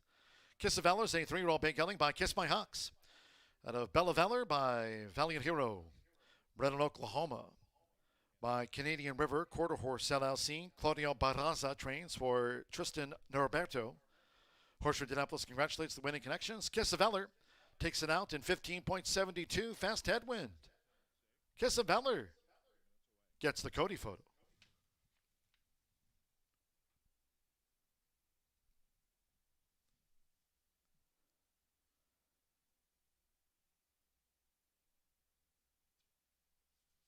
Results in. One more to go. 6-9 exacta paid $60.40. Pentafecta $516.52. Invited ran 5th. 50-cent trifecta, the political sign 3rd. 6-9 1 50-cent trifecta, $75.55. 11-6 double, $180.20. The 10-cent superfecta, 6-9 1 5, returned $58.63. Pick 3, 311 with a 6, $1,584.90. And note there was a consolation double. 8 Bourré was a late steward scratch. Refunds due on the 8. And there's the 11-8 consolation double. That for $29.40. Refunds due on the 8 Bourré was a late steward scratch. 15.72. Last of the day we close with the quarter horse allowance over the 350 yards. All 9 run. No scratches, no jockey changes. Overweights reported. 3 time for a hero, 3 over. 4 Rogue's last game plus 5 pounds. 5 running water, a pound over makes the weight there, 129. Number 6, this lady's on fire, 5 over. 7 Ivory 6 packs plus 5 pounds. 9 might be Southern, 3 over. Exacta trifecta superfecta, 10-cent quarter horse pentafecta. The curtain comes down at 6:58.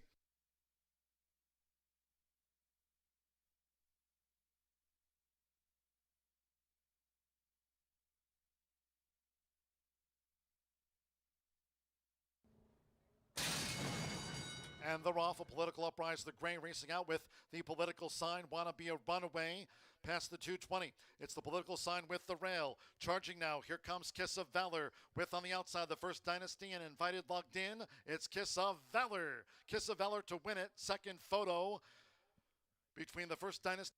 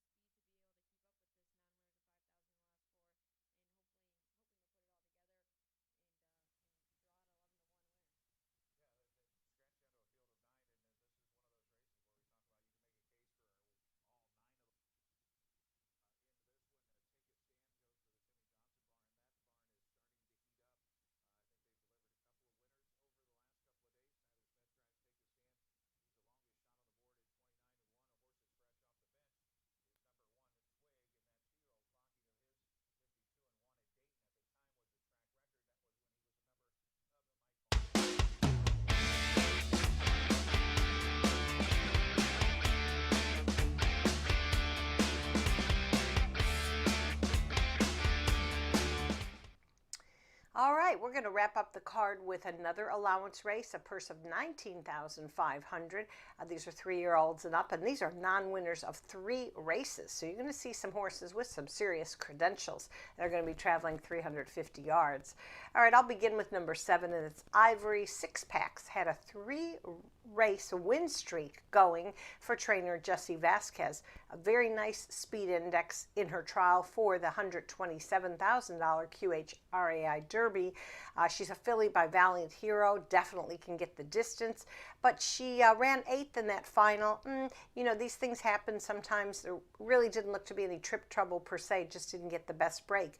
But I think she's going to be a serious contender in as she returns to the allowance level under our leading rider of the quarter horse meet, and that's Giovanni Vasquez Gomez. So give a long look to number 7, Ivory 6-packs.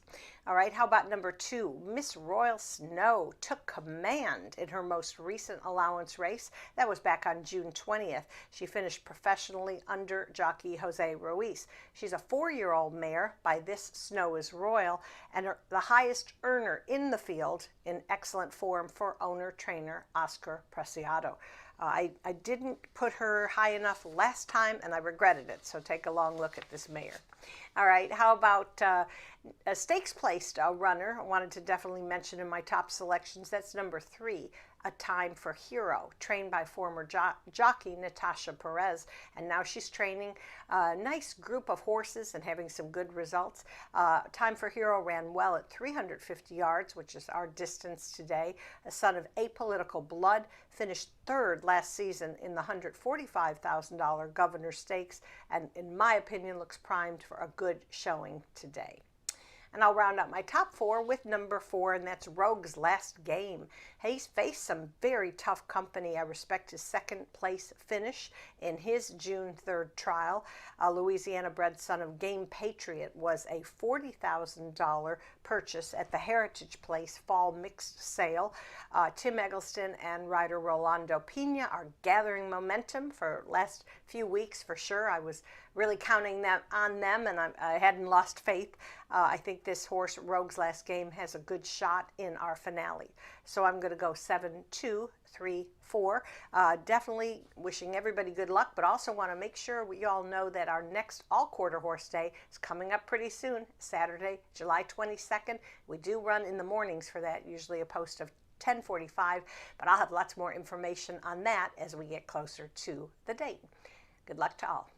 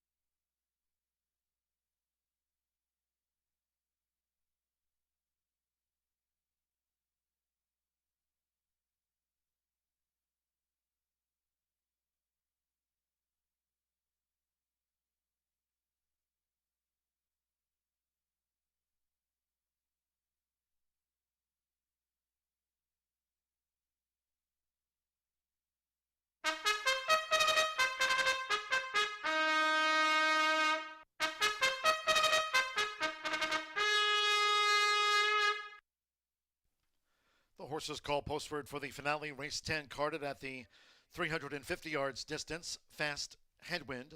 A field of 9. No scratches, no jockey changes. These overweights reported.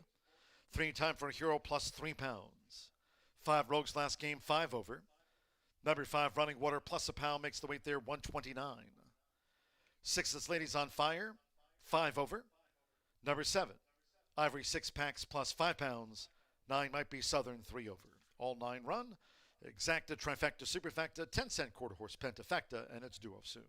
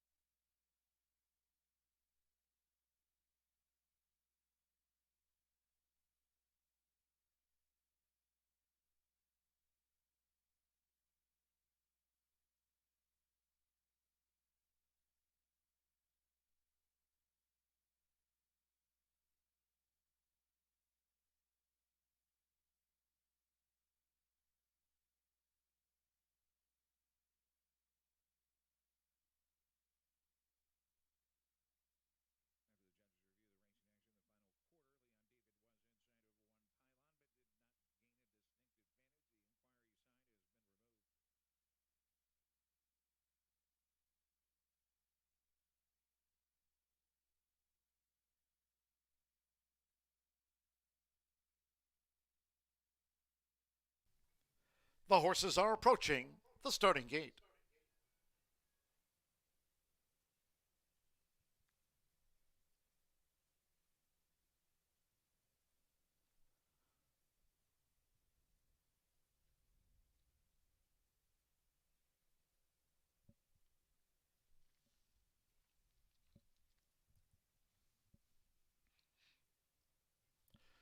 The horses have reached the starting gate. It is now post time. They're going in. No Kidden has the round draw, uses the flipping halter. Flipping halter for Time for a Hero. They're both for Natasha Perez. Time for a Hero and No Kidden. Rogue's last game being led up.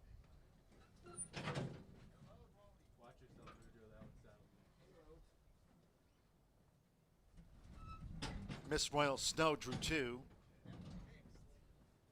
Running Water going in. This Lady's on Fire. Turquoise black stripes and a turquoise color cap. Now Ivory 6-packs. Ivory 6-packs 5-2. It's the final favorite. Here's Rosalita. Edgar Diaz going for the final double with Claudio Barraza. Rosalita. One more, Jamarius O'Neal with Might Be Southern at 350 yards to close us out. Thursday post time, 2:10 p.m. Eastern at HS Indy Racing on Twitter. We're not on Threads yet. Here comes the last of the day. All in.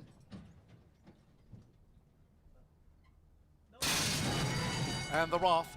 Sharp start for Rogue's last game from that inside gate. No Kid and Miss Royal Snow. Along with Time for a Hero past the 220. Ivory 6-packs in tight quarters. This lady's on fire. Late bid by Might Be Southern, who lugged in. They're close to the finish. It is Miss Royal Snow with Time for a Hero. Miss Royal Snow on the wire. Time for a Hero. Then No Kid and Ivory 6-packs. Next was Rogue's last game from This Lady's on Fire. Rosalita Might Be Southern. And Running Water was last home in the Wednesday finale for the shoe.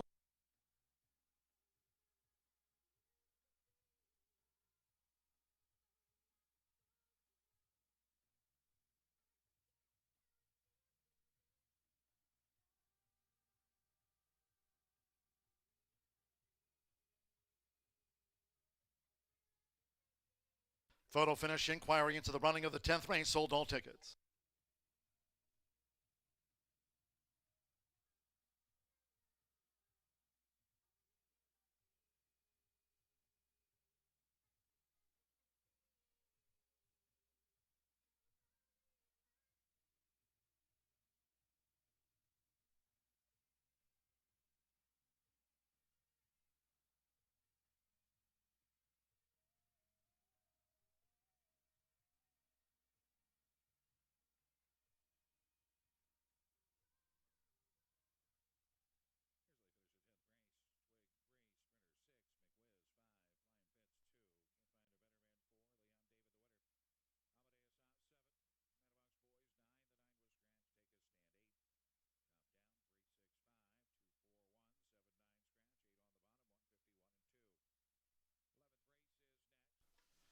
Two, 3, 1, 7. The 4 ran fifth. There's an inquiry into it all. 17.94. Fast Head wins 17.94 seconds. First, number 2, Miss Royal Snow at 9-2. 3 Time for a Hero at 5-2 was second. 1, No Kiddin'. 7-1 third. Number 7, Ivory 6-packs at 7-2 fourth. Rogue's last game unofficial fifth for the quarter horse Pentafecta. 17.94, 2, 3, 1, 7. The 4 fifth for now. Inquiry, hold all bets. Miss Royal Snow, Sorrel Mare, Jose Ruiz for Oscar Preciado. It's Miss Royal Snow in a time of 17.94.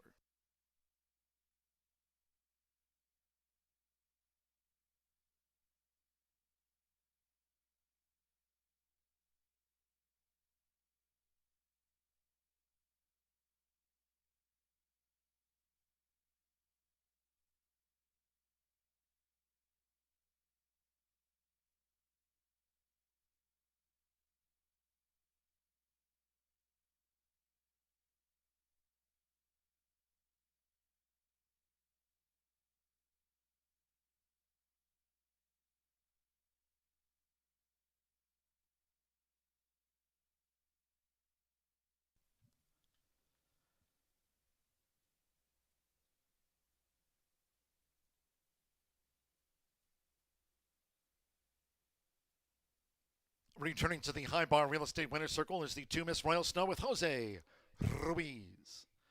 Miss Royal Snow is a 4-year-old sorrel mare by This Snow is Royal.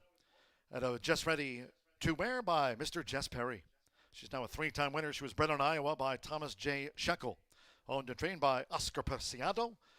Horseshoe Indianapolis congratulates the winning connections. Miss Royal Snow takes out the quarter horse allowance in 17.94.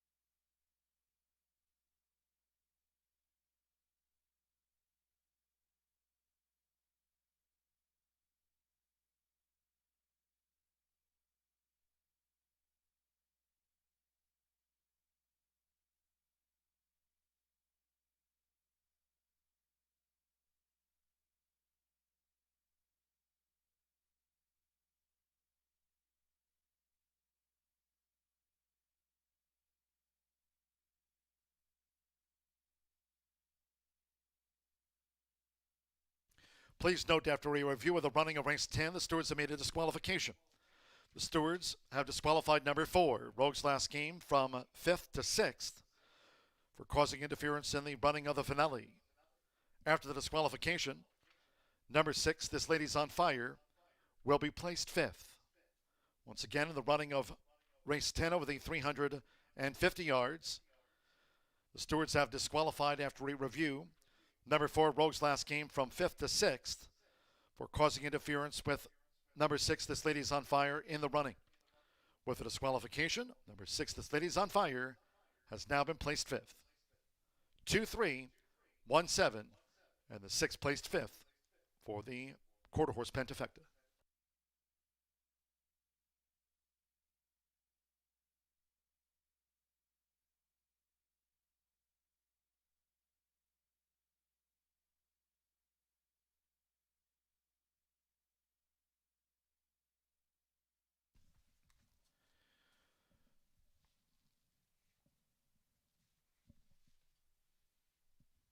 It's official. The starting gate here at Horseshoe Indianapolis done for the day. Race 10 in the books. 2-3 exacta after a driving photo finish in 17.94. Exacta 37.60. Pick 3 paid $324.40. 50-cent trifecta. 2-3-1, $66.25. 6-2 final double, $68.40. Ivory 6-packs 4th, 10-cent superfecta, 2-3-1-7. Paid $66.43, and with the 6, This Lady's on Fire, placed 5th. After the disqualification on 4, Rogue's Last Game, 10-cent quarter horse pentafecta for $390. 2-3-1-7-6, placed 5th, and completes the 10-cent quarter horse grand high 5, 17.94 fast headwind. That concludes today's live racing program for today. Live racing resumes on Thursday with the post time at 2:10 p.m. Eastern. Until next time, for all of us here at Horseshoe Indianapolis, it's been my pleasure from the broadcast booth. Track announcer John G. Dooley saying good night.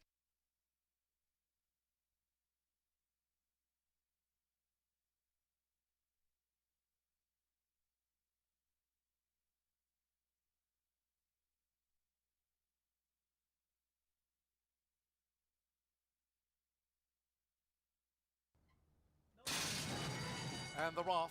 Sharp start for Rogue's Last Game from that inside gate. No Kid and Miss Royal Snow. Along with Time for a Hero past the 220. Ivory 6-packs in tight quarters. This Lady's on Fire. Late bid by Might Be Southern, who lugged in. They're close to the finish. It is Miss Royal Snow with Time for a Hero. Miss Royal Snow on the wire. Time for a Hero. Then No Kid and Ivory 6-packs. Next was Rogue's Last Game.